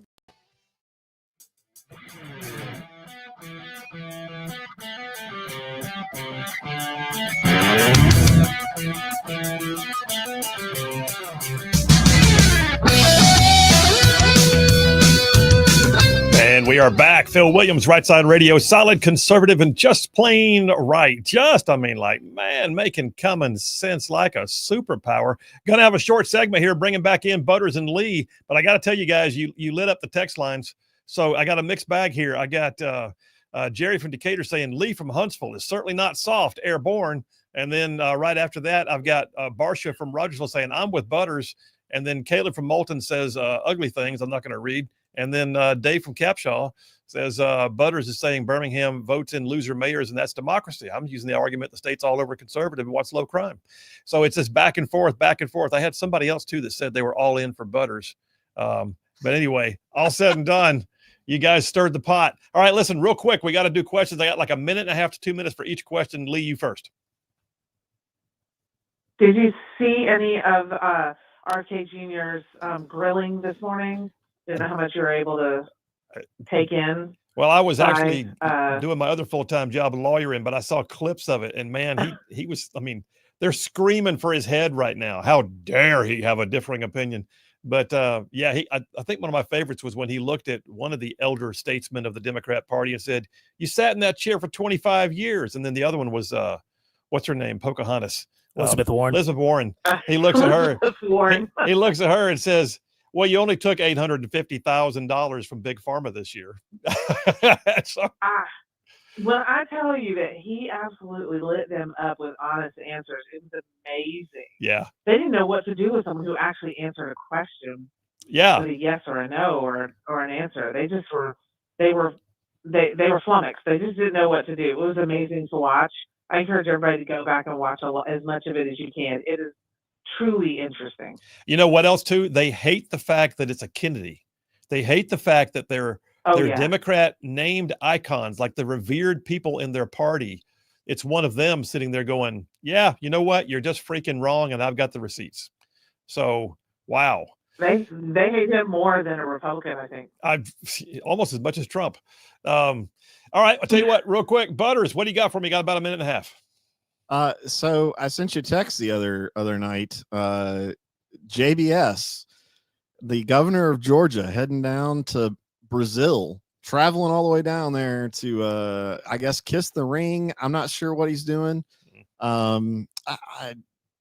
You and I had a little local beef that we were involved in. Yeah. No pun intended. No pun intended. What are your thoughts seeing a governor of a state going down and gripping and grinning with a questionable company, in my opinion? Oh, well, first of all, questionable companies. I mean, listen, I can't fault him for doing economic development if that's what it truly is, but they do have a checkered past. And by the way, you and I didn't have a beef with a company. We had a chicken. But we had a company that could care less about people, that was willing to stand up something that would have destroyed lives and property values and everything else all around our area. And Butters and I were in the thick of it. It's where we met, actually. But at the same time, the governor of Georgia, yeah, it's interesting. Now, our governor flies to like the far reaches of Europe and everything else to go to the international trade shows and all that kind of stuff. And I get that. That is a role of a governor, bringing economic development. But you're right. This particular company's got so many problems that unless they have like absolutely corrected it, I'm not sure I'd want the photo op, just to say. You can have the economic development and still not go do the photo op, if you know what I mean. I encourage folks go research JBS, the meat company, and what's going on in the meat industry. Know where your food's coming from. There you go. All right. That's it. The music's playing. Holy cow, we're done. That would be Butters and Lee. Love you both. Thank you much. And by the way, they still love each other, even though they disagree today. That was cool. All right. Phil Williams, Rightside Radio. Y'all stay tuned. We will be right back. Their friends and two churches. Mr. Van Kirk was a Presbyterian. Mrs. Van Kirk was a Catholic. So they had two churches involved. Okay. And then, of course, their family and their friends also. So I've always, it was not like a government program. It was just the people in the community rallying together to help this refugee family. And I tell you, we would not be a successful family if it wasn't for the community of Athens. I think you just nailed something too. In communism, the government does everything. Yes. But yes, you came here and it was private citizens who did everything. That's right. And they did it out of the joy of their hearts. That's right. Wow. That's right. That refrigerator, you talked about that in one of the speeches I watched. You talked about that refrigerator, and you said a few things just now. There was a chicken in there. You didn't have to catch it and pluck it first. But you also talked about one time when you thought you needed to eat some ice cream that was in the freezer. Yes. So we're, of course, we came from a refugee camp, so food was, you eat everything. You don't waste anything. You don't waste anything. Yeah. So one day we're just sitting around, looking in the freezer and refrigerator and see what we can try. And we took out this tube of thing that looked like an orange sherbet. Okay. And we all took a spoon to get us try this American orange looking sherbet. And we all went, oh my goodness, this tastes terrible. It was so strong. But because we just came from refugee camp, we sat there and ate the whole tube of orange sherbet. And it wasn't orange sherbet. No, a few days later, our sponsor, Mrs. Vankert, came over and she helped to make breakfast, American breakfast for us. You know, the southern grits and the bacon and the eggs. And she went into the freezer to look for this orange looking sherbet tube. And she couldn't find it. And we told an interpreter that we ate it, and it was horrible. And the interpreter told us that it wasn't sherbet; it was actually orange juice concentrate that we ate. Oh my gosh, I bet that was strong. That'd take the enamel right off your teeth. Yeah. Well, you know, but I think you made a point though. Having come from where you come from, you don't waste anything. No, you don't. And I would bet that was more than just food. It was probably everything. Everything had purpose, and everything could be repurposed if necessary. Well, so you just mentioned a minute ago, though, you were working through an interpreter. How was the language barrier? You come to America, it's the land of promise. It's the fairy tale you're talking about. There's a stocked refrigerator and soft beds, but you don't speak the language. So how was that barrier overcome? Well, there was an interpreter, and her name is Anne, and she show up once in a while to help, interpret. But most of the time, we don't have her. So we just point. A lot of time, we just point at each other or point at things, and there was a lot of smiles. There was a lot of nodding. Nodding heads. Yeah. And we just follow them whatever they want us to do. We're just so grateful to their kindness and the community. Well, and I heard too, you learned to speak Southern American. I did. 2 syllables to one to everything. Two syllables to everything. And one of the things I saw you say a lot of times, you'll say y'all and then laugh about it. Yes. Because you grew up in South Vietnam, so it fits. Exactly. Love the South. Well, so all right. You're a kid with a language barrier from another country, learning that there's places in the world that you can actually turn on the water and turn on the electricity and and that everything typically works. But you still have to find your way. I mean, at some point, the other people sponsoring you are going to have to say, we need to help you find a job, or we need to help you get in school. So how did life begin to normalize, and when did your family begin to be able to do things without the assistance of others? Yeah, it was probably, they were with us for at least a couple of years. Wow. Believe it or not. That's amazing. Isn't it? That's the goodness of people right there. Oh my goodness. Praise God. The love that they shown is just unbelievable. Some of them with us, checking in on us, even after a year or two, they were still checking in on us. And and they found jobs for my uncle at Conagra, the chicken plant there in Athens. He started working there and earned some money. And us kids were enrolled in school. Okay. And the school was, oh my goodness, they were so loving. I remember my 3rd grade teacher, because I didn't know the language, she had picked a child out the class to follow me everywhere I went to make sure I didn't get lost. Wow. But you said 3rd grade, but you were probably 13 or 14 years old by now, right? I was 13, yeah, because I spent 14 months in the refugee camp. At this point, I was near 15. Because that's usually middle school, almost high school age, but you're in 3rd grade. Yes. So I guess they had to do an assessment to find out where you were academically and place you? Right. Okay. Right. So you were older than all the kids. Yes. Yeah. Did it matter? No, I'm not. I wasn't any bigger than them, actually. Oh. I was smaller. I was malnourished from the camp, and I was smaller than some of them, actually. Wow. And they would at that time, I don't think they have the ESL English second language. program yet. Yeah. But one of the language teacher pulled me out of class every day for an hour or so and worked with me.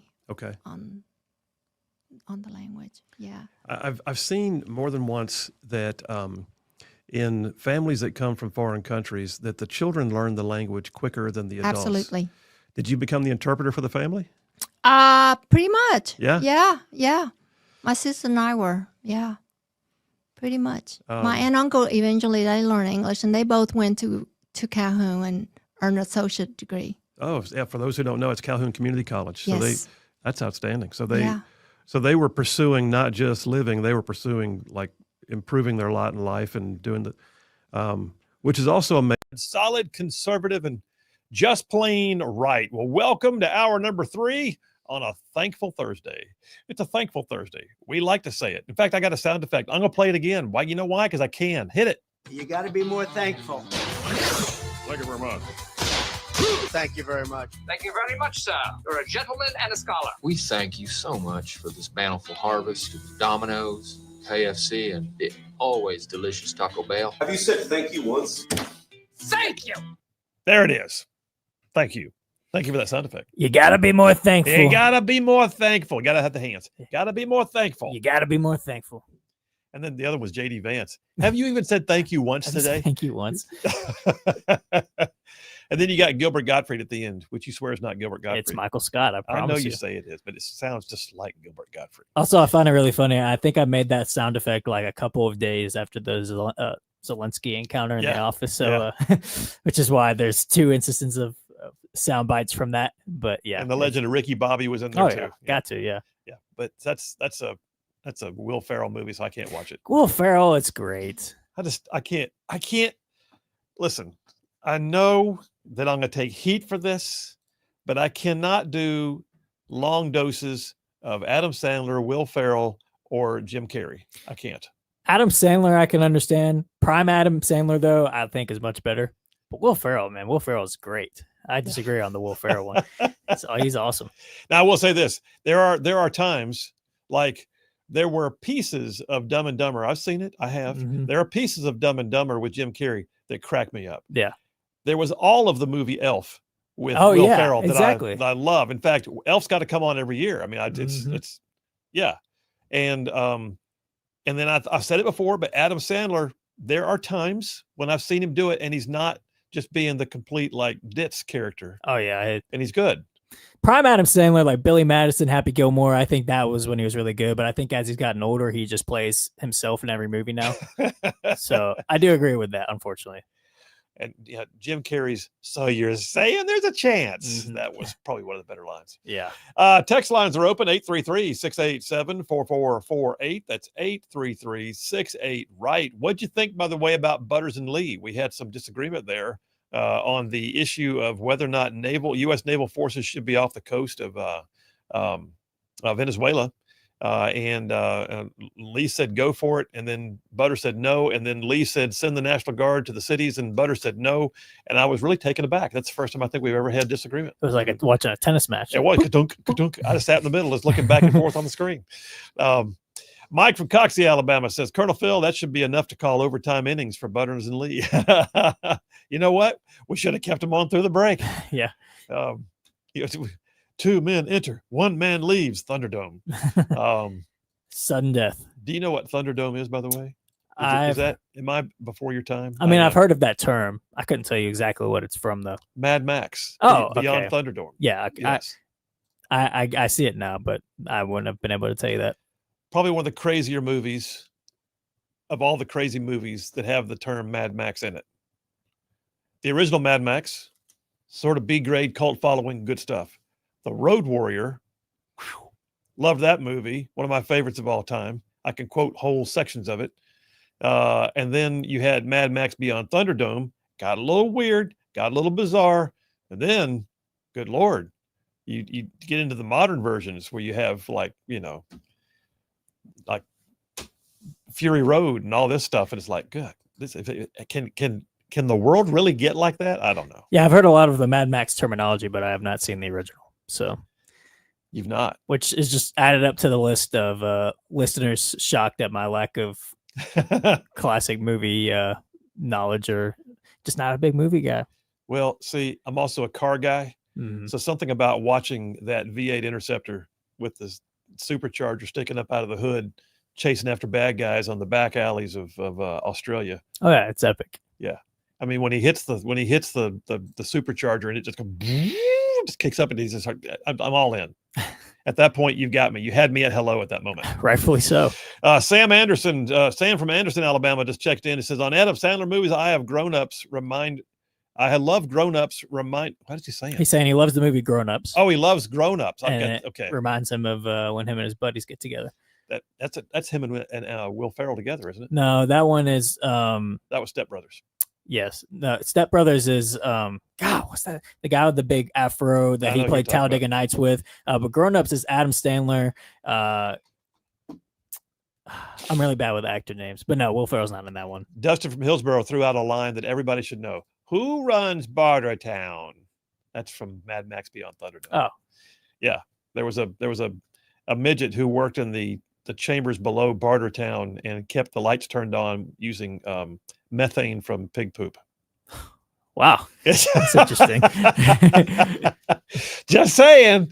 All right, what else we got in here? Chris from Priceville says, as at the red light and saw this, they must be a fan. What am I looking at? What is there something on there that I'm not missing? It's a sticker of something. I can't tell what it is. A sticker of Che Guevara is what it looks like. Maybe Obama. No, that's Che Guevara. Oh.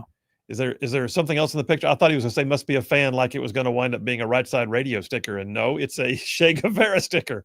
Not a fan. Not a fan at all. All right.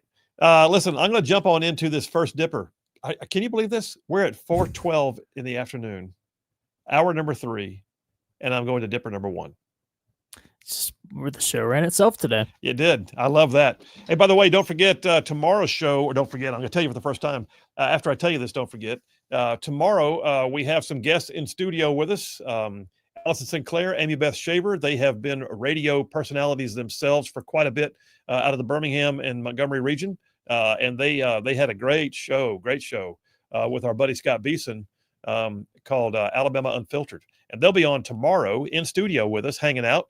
And then we're going to have at the same time a call in tomorrow from Catherine Robertson, who is the Deputy Attorney General for the state of Alabama right now, who is now running to be the Attorney General for the state of Alabama. And we'll talk about all of it. But right now, let me jump on dipper number 1. How much time have I got? Am I good? Yeah, I'm good. The dipper is called enemy of my political enemy. You've heard the phrase, the enemy of my enemy is my friend. And the thing, what it's basically saying is, if you look at it, is there are times when you have strange bedfellows. There are times when partnering together with somebody you might not normally partner with is necessary in order to defeat somebody who is a bigger enemy. Look at world history. I mean, have there been times when the U.S. has had allies that are not really our friends? Yeah, I mean, technically, Russia was our ally, the Soviet Union, actually, in World War II. Not for long after that, though, were they? The arms race kicked off, and next thing you know, the Cold War. And then next thing you know, we're in Korea with communist influences from China and believed to be some from Russia. And then we get to Vietnam, where there's Russian advisors. So yes, indeed, there are times when the enemy of my enemy can be my friend. We defeated the Nazis with the Soviets, but then we weren't very big friends after that. But I got to ask you, how do you feel about that in politics? You know, it's a very polarized country in many ways politically, but not always. You'd be surprised how much of what I would call partnering there is on things that are important, that don't make the clickbait posts on X, and they don't wind up becoming the big news stories because they're not sensational. They're not all about RFK Jr. screaming at Republicans or Democrats, and then Democrats screaming back. And sometimes there's actually alliances that are formed, things that are actually important. And what they really boil down to is, what do you believe? Why do you believe it? Can you get something done? And sometimes it's also, can you defeat that thing that everybody knows is a really bad idea? Tell you what I'm going to do. I've got a clip we're going to play in a moment. I'm going to take a break first. We're going to come back from this clip. I'm going to start off by giving you something that Democrats say that Republicans disagree with vehemently. It was a great conversation today, or yesterday actually, between Ted Cruz and Tim Kaine, and it sort of highlights where I'm taking this discussion. The enemy of my political enemy could be my friend, Phil Williams, Right Side Radio. Y'all stay tuned. We will be right back. Because I think we have so many Americans that grew up in the first world, they forget the opportunities they have around them. Oh, yes, absolutely. That's what immigrants like me see, that America is full of opportunities. Mm. And that's why all immigrants want to come here, because they see those opportunities that we as Americans sometimes miss living here. Well, so how long were you, did you stay in a grade level below your age? No, throughout? after third grade, they decided to skip the fourth grade. So I skipped fourth grade and I continued to go to school. And I was 22 when I graduated from high school. From 22? Athens. Yeah. Okay. Yeah. Did anybody know that you were 22? No. No, because at that time I probably could buy alcohol. Well, yeah, probably could. You might have been the best friend. Yes. You came from a vastly different culture Mm-hmm. with a vastly different perspective on life, and also maybe a deeper appreciation for what is needed versus what is wanted. Right. But then you got into like American junior high and American high school, and did you enjoy high school? Was it fun? Did you do sports or anything? What was No. So we saw the opportunities that was here in America for us, and we knew that we left relatives at home that are struggling. Yeah. So I didn't have your typical high school, high schooler that's going to sport and going to doing all these things that high schooler do. And at that time in Athens, every Friday night they would ride around the square in their car, with their music blasting. That was the thing to do. Yeah. I didn't get to do any of that stuff because I was working. Okay, where'd you work? So my aunt and uncle, they earned an associate degree from Calhoun Community College, and they both got jobs. And from that, they saved their money enough to buy a Chinese restaurant. Really? In Huntsville, which is 30 minutes, about 20 to at that time, about 20 minutes drive from Athens. Okay. Yep. So they bought the restaurant, and so I worked there, 7 days a week in high school. All right. So I grew up in Huntsville. Yeah. You know that. You know some of my family. We Yes. discovered earlier. Uh-huh. Where was the restaurant? It's no longer there. Okay. It was a Hong Kong Chinese restaurant on North Parkway before you get to Max Luther. Yeah. I think It's I've eaten right- there. No way. I might have served you. You might have. That's crazy. Yeah. So let's see. It was right next to, it was attached to a hotel that has the orange roof. The orange roof. Yeah. Oh. Your husband's over here wanted to say Yeah, it. Don't I worry about know, it. But I know. the reality is, so your family Oh, had a gosh. restaurant and you worked in it. How many days a week did you work there? 7 days. Oh, so you went to school and worked 7 days a week. Mhm. I would go to school. After school, I would drive up to Huntsville and work there, waiting tables. And in between waiting tables, I'm doing my homework. So you've definitely got a work ethic. Yes. The restaurant was where you spent the majority of your free time, which wasn't really free, but was the whole family involved in the restaurant? Yes. My aunt and uncle, of course, my aunt would quit her job to run the restaurant. My uncles continued to work just to keep the insurance. Yeah. And my sister would stay back home to take care of their boys who were still in school. But I helped with the restaurant during the week. And then on the weekend, everybody, the whole family worked. On Friday night, Saturday and Sunday, the whole family worked in the restaurant. I think the other thing that too often Americans miss, and not everybody, because there's entrepreneurial spirit here. There's still a great sense of industry in the United States, and there are people that appreciate what we have, but there's also people too often that become complacent and don't realize that sometimes hard work really does pay off. And that's also honoring God. That's a stewardship of what he gave you. Exactly. Part of stewarding is even your time. Right. the relationships that you had with the sponsors who were with you for 2 years. You know, one of the things that strikes me, there's a passage, and I've got to think where it is right now, but I think it's in 1 Thessalonians, but it says, because you had become so dear to us, we were content not only to share the gospel with you, but even our very lives as well. Meaning that what you had was a deep relationship with these people. Did that continue even after the first 2 years? Did the families you had seen that sponsored you and helped you, were they still around? Were you still seeing them? Yeah. We still continue to see some of them.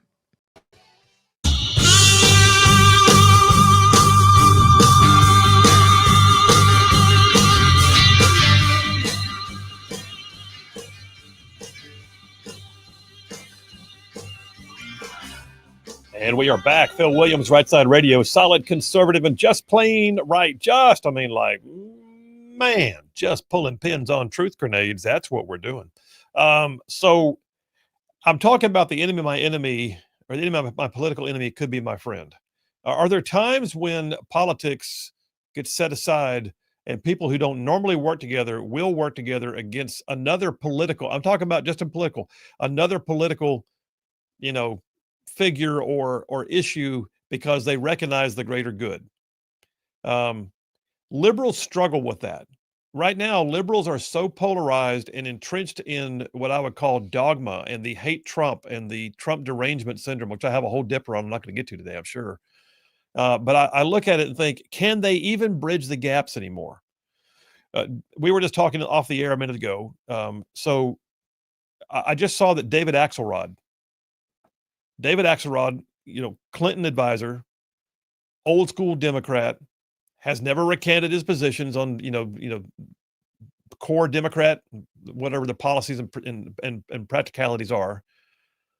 But David Axelrod just recently, I think today actually, has been doing the rounds of interviews, and he said Democrats need to start reaching out to Trump and saying, we'll take the National Guard and get the crime cleaned up in your city while you can, because it's gonna be an issue.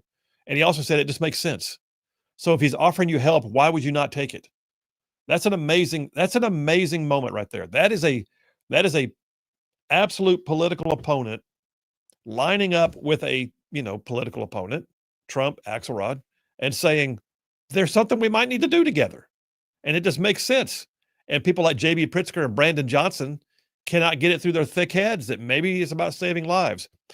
But the difference comes down too often when you see the principle of the principle divide.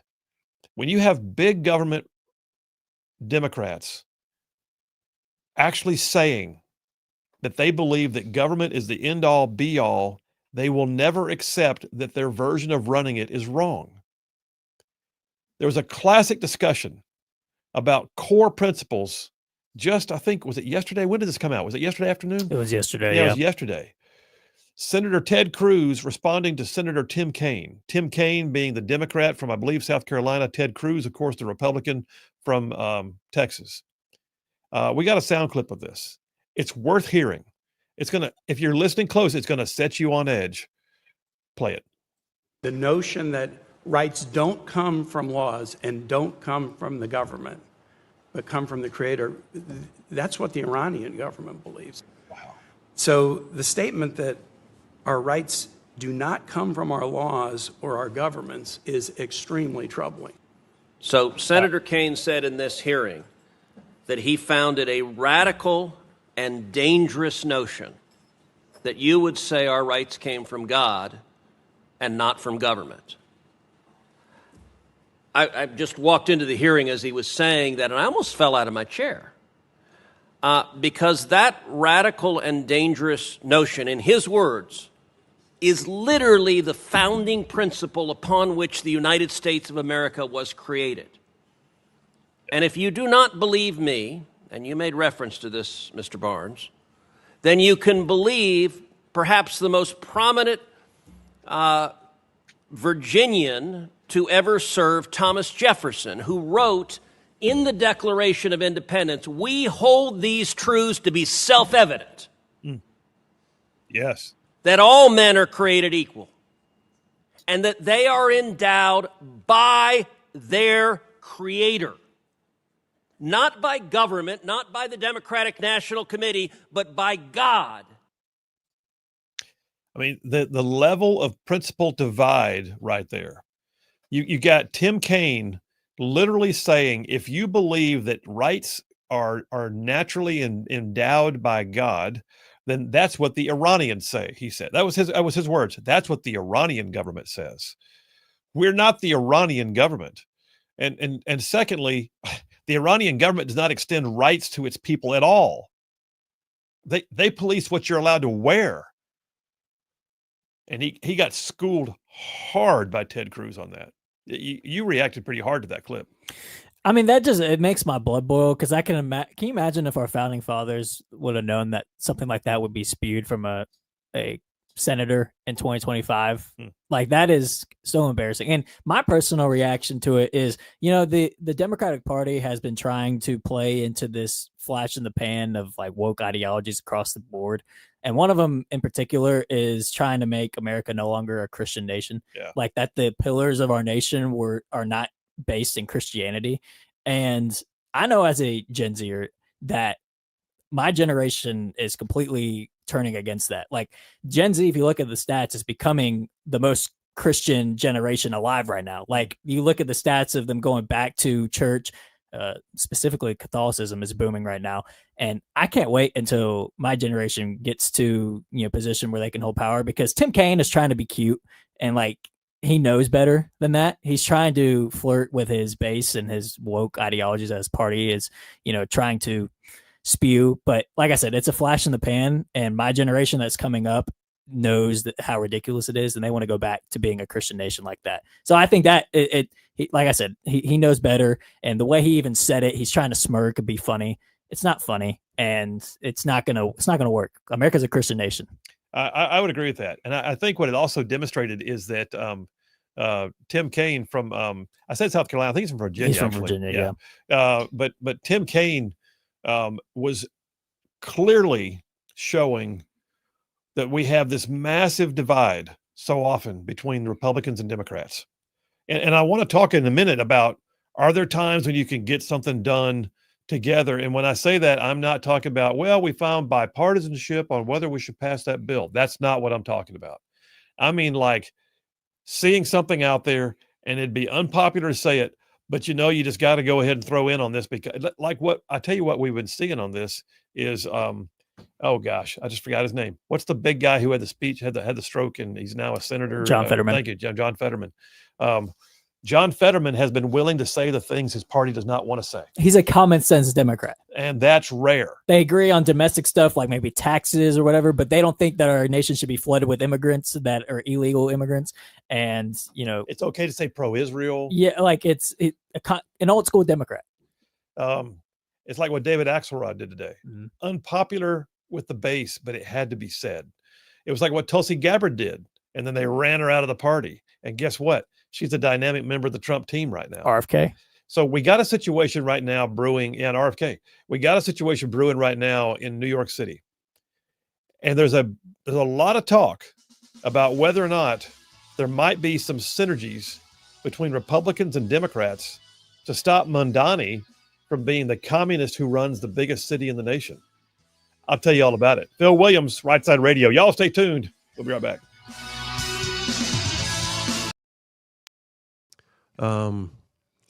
You said something in one of your speeches too about something. I'm jumping around a little bit, but you said something about one of the things that really got you was a Salvation Army angel tree. Yeah, that first Christmas in America. I was 13. Okay. And then my sister, who was 10, 11, and then I have three. My aunt and uncle had 3 boys. They're younger. So that very first Christmas, I woke up, don't understand anything about Christmas. You grew up Buddhist? Is that right? I think I heard you say that. Yeah. I grew up, well, my family, Buddhist, but we weren't like practicing Buddhist, religiously or anything like that. I think it was just one of those things that you kind of pass on from your ancestor. It was cultural religion as much as anything. Yeah.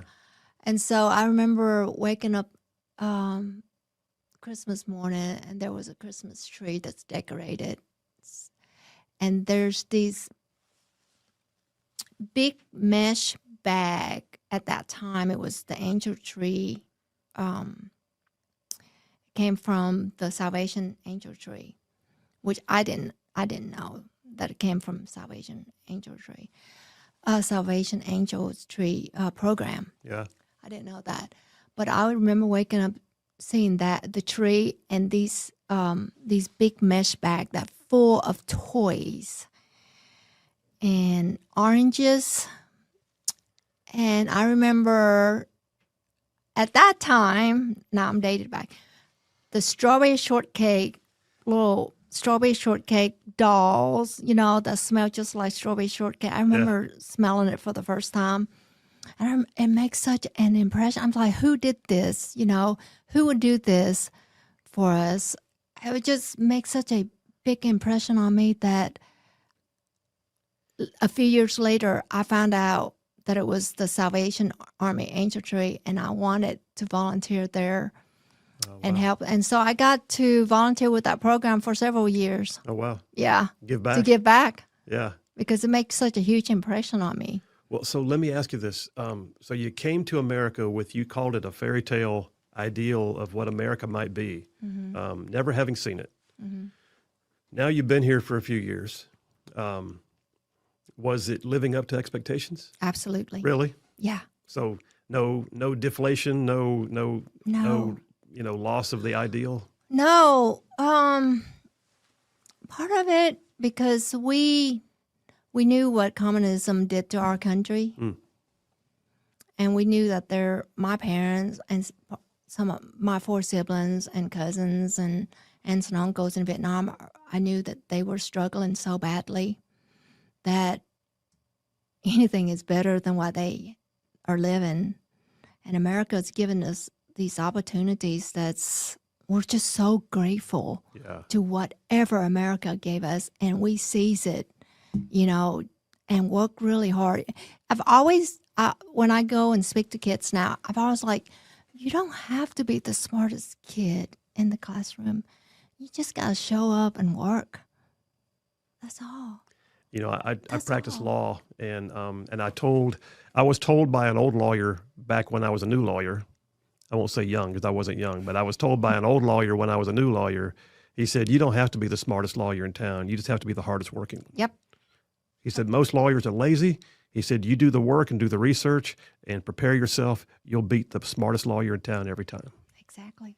Wise words. They are wise words. I actually shared them with another young lawyer later because now I'm the old lawyer. Well, so let me ask you something. You mentioned a moment ago, you knew back home that your family that you had left behind lived still in a struggle in many ways. Did you have communication with them? Did you know how they were doing? Did you write back and forth? What? Yes. Okay. We did. At that time, we wrote back and forth, and it would take months. And everything we wrote to them was open by the communists. Oh. And they would read our letters because I knew that because when I received letters from home, my parents and sibling would date. Hey, all you Rightside ruffians out there, you are listening to Rightside Radio, solid conservative, just plain right.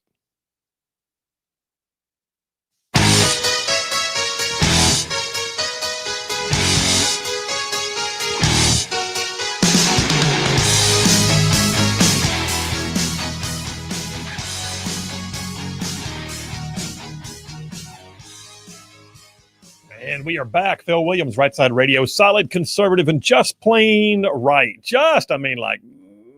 Covering down on some major ground across the Southeast U.S. Hey, y'all, I'm talking about this show. This one, goes like from Huntsville back over to Chattanooga. I'm talking about from Tuscaloosa back over to Gadsden. All the way down to that lovely little village on the plains we call Auburn. Straight across the line from there to what we call, once again, Fort Benning. And then big old patches of North Georgia and Mississippi thrown in just for good measure. And that's just the radio. And then there's all y'all out there in the whole wide world going to the World Wide Web and live streaming the show. Live streaming, like with camera. You can watch inside the studio. And we're on X, Rumble, YouTube, Facebook, our website, rightsidemedia.org. And then, oh, by the way, there's all y'all who podcast it and catch it after the fact, and we appreciate you. I'm saying all that to say, I say it every time. It's not just a little jingle or a mantra. What it is me identifying the fact that we know where you guys are seeing the show, and no matter where you're picking it up, it means the world to us that you do. Thank you very much, Rightside Ruffians, for being a part of our lives. Quick with a text, real quick. Jeff from Indiana corrected me a while, or made sure I knew it was Master Blaster. That's right. The guy who Master Blaster was the little guy who ran the methane plant in the basements of the city. Master Blaster. Master was the midget, and the big giant guy with the helmet on that carried him around was called Blaster. Oh, that's funny. It was quite the pair. John from Harvest said Grown Ups is a Chris Rock, Kevin James, David Spade, Yes. and a few others. There you go. That's quite the crew. It was a great. It was a good movie. I like Kevin James. He Kevin cracks me James up. is good. Joe from Tennessee, Tim Kaine from Virginia. Yes, he was. He was Billary's VP candidate. I'd forgotten about that. I did too. I'd totally. That's like we're going to forget about Tim Waltz for too long. Who? Yeah. Dave from Capshaw sent you something from Billy Graham's magazine. So there you go. I don't know what it is, but you can check it It out. says this Billy Graham article makes the case about Gen Z millennials coming back to church and even surpassing older generations. It's Cool. Yeah. Cool. All right, let's talk about the enemy of my political enemy. So, I've got a piece here from Axios. Axios. Phil, did you go to Axios? I did. I go to these places so you don't have to. I hold it right here in my calloused former paratrooper hands. Axios points out where homicide rates are the highest are oftentimes blue cities and red states. Think about it. A blue city and a red state. That's a holdout spot. A blue city and a red state is a city that has already decided that it is against its own, state politics, its own state culture. It's basically, it's become a sort of a festering spot in an otherwise broader narrative. That was a festering spot in an otherwise broad narrative. Write that down. It's true. Axios says 13 of the 20 U.S. cities with the highest murder rates were in Republican-run states, but they were run by Democrats. Axios being truthful here. A study of FBI data finds the nation's homicide rate dropped to 5 per 100,000, a rate not seen since the Obama era when overall violent crime rates were hovering near 30-year lows, but many cities with high murder rates saw declines in homicides. Still, nonetheless, we are watching how like 8 of the top 10 cities with high murder rates and populations of at least 100,000 were in red states like Mississippi, Alabama, Missouri, Tennessee, Ohio, Louisiana. We're talking about Jackson, Mississippi. They in the article, they named Jackson, Mississippi. Then they named Birmingham, Alabama. Second highest homicide rate. By the way, this article came out 3 weeks ago. Wait. I thought Woodfin was taking a victory lap, like homicide was going down. Well, we're pretty sure Woodfin's been cooking the books. By the way, then it's St. Louis, then it's Memphis, Tennessee. So what we're looking at here is blue cities, red states even, but blue cities, we're watching them run them into the ground. What can we do about it? Well, Caroline Leavitt, red state's got a piece. Caroline Leavitt, press secretary for President Trump, she basically excoriated these, what she calls crime deniers in the Dem-run cities. Said, you need to come back to reality. Your leaders are lying to you. And I agree. I think they are. She says, this is our message to Americans in Democrat-run cities nationwide. Decline is a choice. You don't have to live in constant fear of being robbed, raped, or murdered. Your leaders are lying to you, and they've been failing you for decades. But we just watched Woodfin get an overwhelming landslide victory. You know why? Because everybody who would dare to vote against him has fled the city. So I got to thinking about that. What do we do about it? And then I ran across this article. Townhall.com, Dateline today. Townhall.com, here's a headline that'll grab your attention.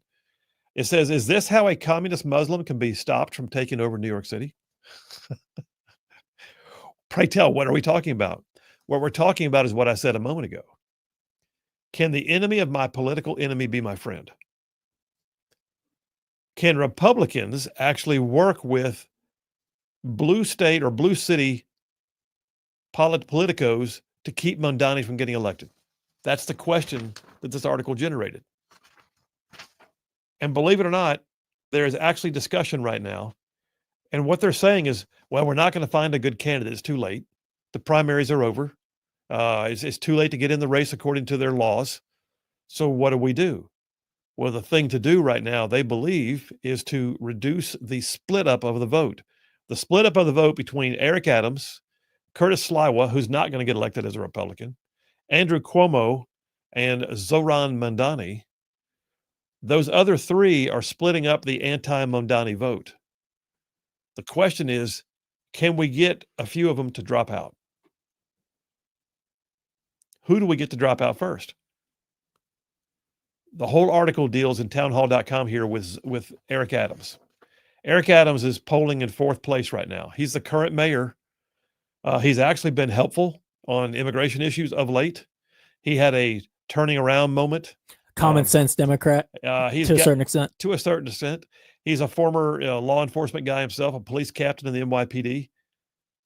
Believe it or not, top White House officials, according to this article, are in talks over giving a potential job like an ambassadorship to Eric Adams as a golden parachute for him to drop out of the race and hopefully throw more of the vote behind what they believe would be the best case scenario would be Andrew Cuomo, who was closest to Mondani in the polls. I actually saw one poll where Cuomo was beating Mamdani. So yeah, I think Cuomo is the best bet. I think Cuomo's the only one, and I hate to say it, I don't like Andrew Cuomo. I think he's a thug. I think he's just a cheesy guy. I mean, I look at him and think he was the kind of guy that as a governor, you almost felt like he buried people in the backyard. You know what I'm saying? Yeah. Like, I'm going to make you an offer you can't refuse. And, oh, okay, leave the cannoli. And that guy. But at the same time, Zoran Mondani, I think, is dangerous. And what's happening is right now, even other Democrats are beginning to realize how dangerous he is. Yeah. So the conversations right now, according to the article, are about in what it calls a potential plum gig for Adams, including a possible ambassadorship, being talked about among high-level Trump officials as polling shows Mayor Eric Adams in 4th place as we approach the November election. If Adams landed the job in the Trump administration, it would arguably benefit former Governor Andrew Cuomo, who's increasingly being seen as the best anti-Mondani candidate in a head-to-head race. This, by the way, the article finishes up by saying, there are enough, he calls them normies. There are enough normies, like the normal people. Yeah. There are enough normies to stop Mondani, but not if the field remains like this. Someone's got to have a come to Jesus moment, is what it says. They did have an independent in the race. He got out today. So the independent in the race is now out of the way. The question is, will Curtis Sliwa make a difference? I don't know. I don't think so. If there's a Republican voting, they'll vote straight ticket and he'll get it. But Eric Adams, if he drops out of the race, the question is, can he provide enough of a boost to the anti-Mondanis for Cuomo to take it to the House? I think there were a lot of people that did not vote in the primaries and saw, wait, Mamdani actually won the Democratic primary. And they go, you guys can't be serious, right? Well, they're serious. And so now they're going to actually jump in and vote. I hope that's the case, but I do agree. I think it's Cuomo, unfortunately, is the best bet. Look who's running to meet with him. Bernie Sanders. Yeah. You got, he's AOC is his biggest fan. AOC is one of his biggest fans. And Elizabeth Warren's been over there campaigning with him. I mean, you've got the most radical members of the House that are running to be, lackeys to Mondani. They see him as the wave of the future. The guy is an actual communist Muslim. I didn't know you could have communist Muslims, but he is. He's a communist Muslim. And black, apparently, too. Is he black? Remember, he put on his college. Oh, that's right. He's African-American. So he's a chameleon. He'll do whatever it takes. Yes, he'll do whatever he needs to do. The guy's got all kinds of ideas, like he's gonna tax the white neighborhoods. He says that I'm gonna tax the white neighborhoods. I'm gonna have government run grocery stores. We're gonna do price fixing. We're gonna force people out of their homes to make sure that we have he actually talk about taking parks and turning them into low rent housing. I mean, the guy is looking at how best can I destroy New York City. So can you have a situation where the enemy of your political enemy becomes your friend? Well, the question right now is the Trump administration about to give Eric Adams a plum opportunity, a golden parachute, if you will, in order to leave the race to help boost the other Democrat who they can't stand, Andrew Cuomo, generally speaking, to get him to beat Mondani? Listen, you can't make this stuff up, but this is like House of Cards right here, man. That's what this is. This is House of Cards. This is angling. This is backroom dealing. But what you're also looking at is, can the enemy of my political enemy be my friend? It's crazy talk, but there it is. That's how dangerous Mondani is, in my opinion.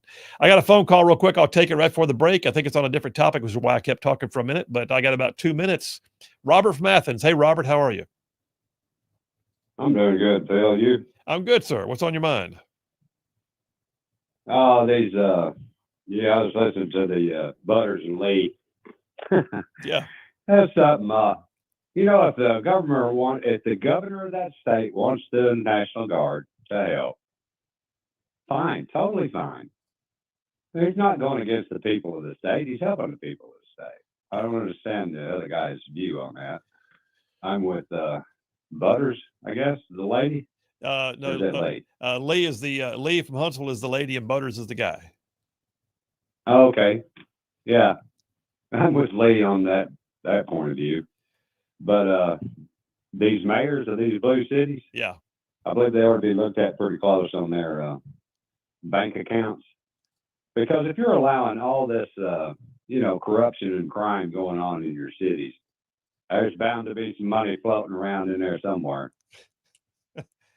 And as for the dude in New York, they just, I don't see how you could be even allowed to take the oath of office being a communist. Well, I think we're going to watch that thing real closely because some call it a bellwether, some call it an accident, but I say it's going to be destruction of New York City if we're not careful. Well, maybe for a little while it'll go on, but I believe somebody will either stand up and just recall and take him out, whatever.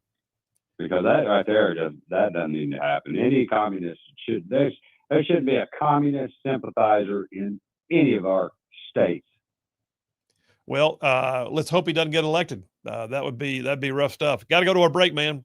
Robert, thanks for the call. Thanks for holding on the line. Yeah, it's going to be dicey. But you know what though? Elections have consequences. I just hope we don't have to let them see the consequences of a Mondani mayorship. Take me to a break there, JP. We'll take that break. We'll come right back, wrapping up the day here on Thankful Thursday. Phil Williams, Rightside Radio. Y'all stay tuned. We will be right back.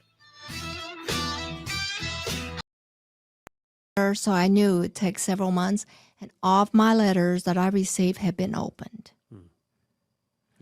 And I remember one time I even slipped $1 or $2 in my letter, and my dad wrote back and told us not to do that anymore because they won't get it. Wow. It was open and read and sealed. But at least they knew you were safe. Yes. How long did it take before they knew you were safe? 6 or 8 months.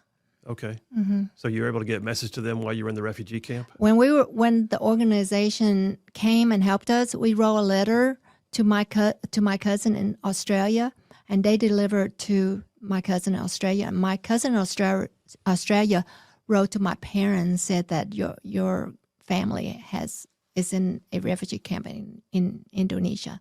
That's how they, because my mom, I found out later in 93 when I went back that my mom, the market in Vietnam is, people go to the market in Vietnam a lot, every day, right? Like the street markets. Right. Yeah. But it's also a social place, a place where people catch up with their neighbors, and find out, all the gossip going on. And every day she would go to the market and she would hear so-and-so left, but they didn't survive the sea. Oh, wow. So-and-so was robbed by pirates and they killed everyone. It got to the point where my parents hadn't heard from us for months. My mom was so distraught. She thought that she might have sent her kids to die, because she hadn't heard from us for months, and she didn't think that we had survived. She said, "I can't hear this anymore," so she stopped going to the market, and she shut herself upstairs in one of the rooms until she could hear if we had survived or not. Wow. And my sister said one time she went to spend some time with my grandmother for the summer and came back, and my mom was sitting there, and she didn't even recognize my mom because my mom had lost so much weight, and she was just grieving, thinking that we didn't survive. Wow. But you did. And you came to the United States. Life is better. And were you able to communicate with them directly at that point? Were those letters, you weren't having to go through Australia anymore. You were sending letters directly. Right. Wow. So you're 22 years old leaving high school, but you met a guy named John at some point who's sitting over here to my left. And you and John now have been married for a lot of years. It'll be 35 years this June. Yeah. My wife, Charlene, and I are at 38. Wow. But you and John met, and I saw you give a speech to a church, and you said that John had already decided he was going to marry an Asian woman because God had told him that. Yes. And then he met you. Yes. And I guess that was it. Yeah. But you also had some friends who prayed you two together. Tell that story. Okay, so let's see how. Okay, so John went on a mission trip, Central America, and he was engaged to a lovely young lady in North Alabama. Well, during his mission trip, he realized she wasn't the one for him. So when he got back, he broke up their engagement. So a few months after that, he was going down an escalator at the Parisian. If you live in North Alabama, you know there was a mall there with a store called Parisians. Yeah. Well, he was buying a gift for a baby shower, and he came down this escalator, and he saw this older Asian lady at the end of the escalator where there was some makeup counters. Yeah. And he had a flashback that when he was a kid, he saw himself marry an Asian person, a woman. And so he said, he did out loud, he said, God, that's what I need. Apparently he was right. And so the next day when he went to the baby shower, he saw a friend, and his friend said, we have this girl we want you to meet. She's a friend of my girlfriend, who at that time was my best friend in high school. And John's like, I don't really want to date a high school girl. Because he was older, right? Right. He graduated from UAH, has his engineering degree and all that stuff. He was 25. And he said, no, I don't really want to date a high school girl. And his friend said, oh, no, she's actually 22 years old. But she's still in high school. Yeah, she's still in high school. And he said, no, I don't really want to date a stupid high school girl. And they're like, no, she's actually 22, and they had to explain.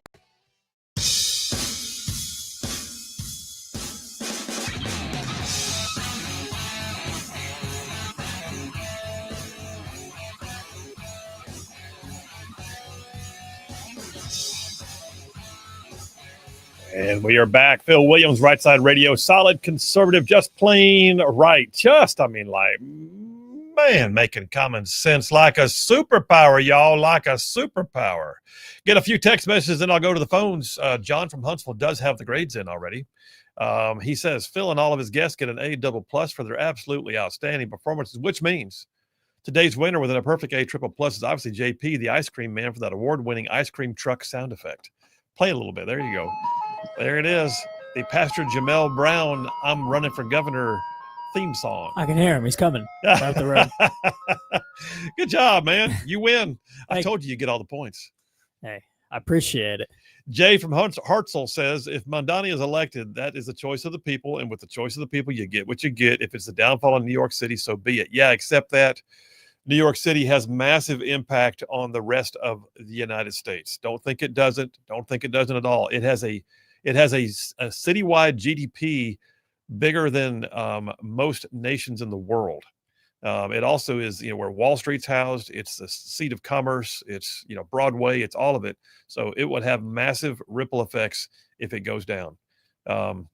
Last one I'll get is brand spanking new in the text lines is Roy from Hartselle, Alabama. Roy from Hartselle said that if he thinks that any official asks the president, he should answer. But like Chicago, if you don't ask, no help. The people there voted for this mess. Let them live with it. On Space Force move, he said, do you remember why Biden put it in Colorado? It was because because I think what he's saying. Alabama. Alabama had no abortion. So much for caring about the security of our country, Biden. Yeah, no doubt. Well, let me go to the phones right now because he's on the line. You know who it is. It's Jeff Rowe from Indiana. Hey, buddy, how are you? I'm wondering if the movie Escape from New York is coming to fruition. You know, if we find somebody living there that's named Snake Plissken, we're doomed. Snake Plissken, I heard you was dead. No, that was I loved that movie. I watched that movie probably 15 or 20 times back when it was out.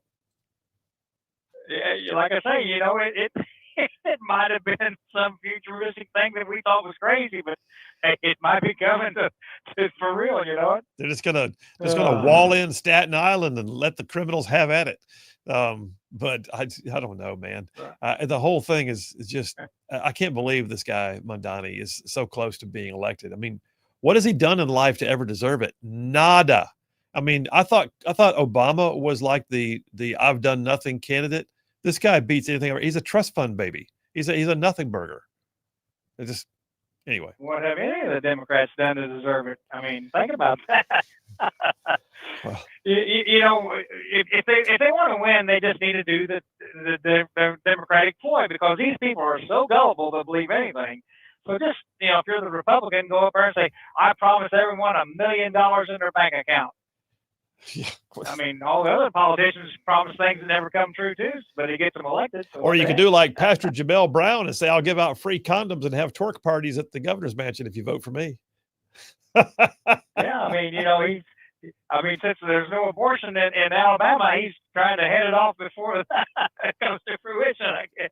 Oh, my gosh. Well, so let me ask you this. What do you think about that article I had for Town Hall a few minutes ago that said that there's talk about trying to give Mayor Eric Adams from New York a position in the Trump administration to get him to drop out of the race to give a boost to Cuomo to beat Mondani? What do you think about that? Oh, Lord. I wish they could boost somebody else because, you know, he killed all the people in the nursing homes and stuff and everything. I guess everybody's forgot about that already. I know. But at least he's not a radical communist. That's the thing. I mean, it's one of those things where you look at it and go, okay, which one is the lesser of the evils? Because we know there's not a Republican that's going to get elected. So which one is the least worst? Well, all the women on his staff may not be safe, but I guess it'd be a better choice than Mondani. I wonder if he'd bring in his brother to be his press secretary, Chris Cuomo. Oh, wouldn't that be sweet? Yeah, that'd be sweet, wouldn't it? have the Cuomo family business going on. Get away with. That's right. He might even become president or something. Who knows? I don't know. He'd have been better than Sleepy Joe, I guess. At least he knows what's going on, I guess. Yeah, at least he realizes what day of the week it is, and he can find his way off the stage. That's the thing. But I don't know. And the two Tims, I call them the turnip twins because Tim Walz and Tim Harris, you know, they both run, you know, for the two female Democrat president candidates. Well, he had to be worse than, you know, the vice president had to be not as good as what the president was going to be. So you got the turnip boys there against everything because they're both as smart of a turnip, you know. I mean, to think that, you know, tampons in boys' bathrooms and that God doesn't mean anything in the Constitution. I don't know, man. Where have these people been? Listen, under a rock somewhere. But hey, brother, the music is playing. You be safe on the road. We'll have you on again tomorrow. Have a good one. See you, buddy. There's more of us than there are of them. God is still on his throne. Y'all stay in the fight. We will see you tomorrow.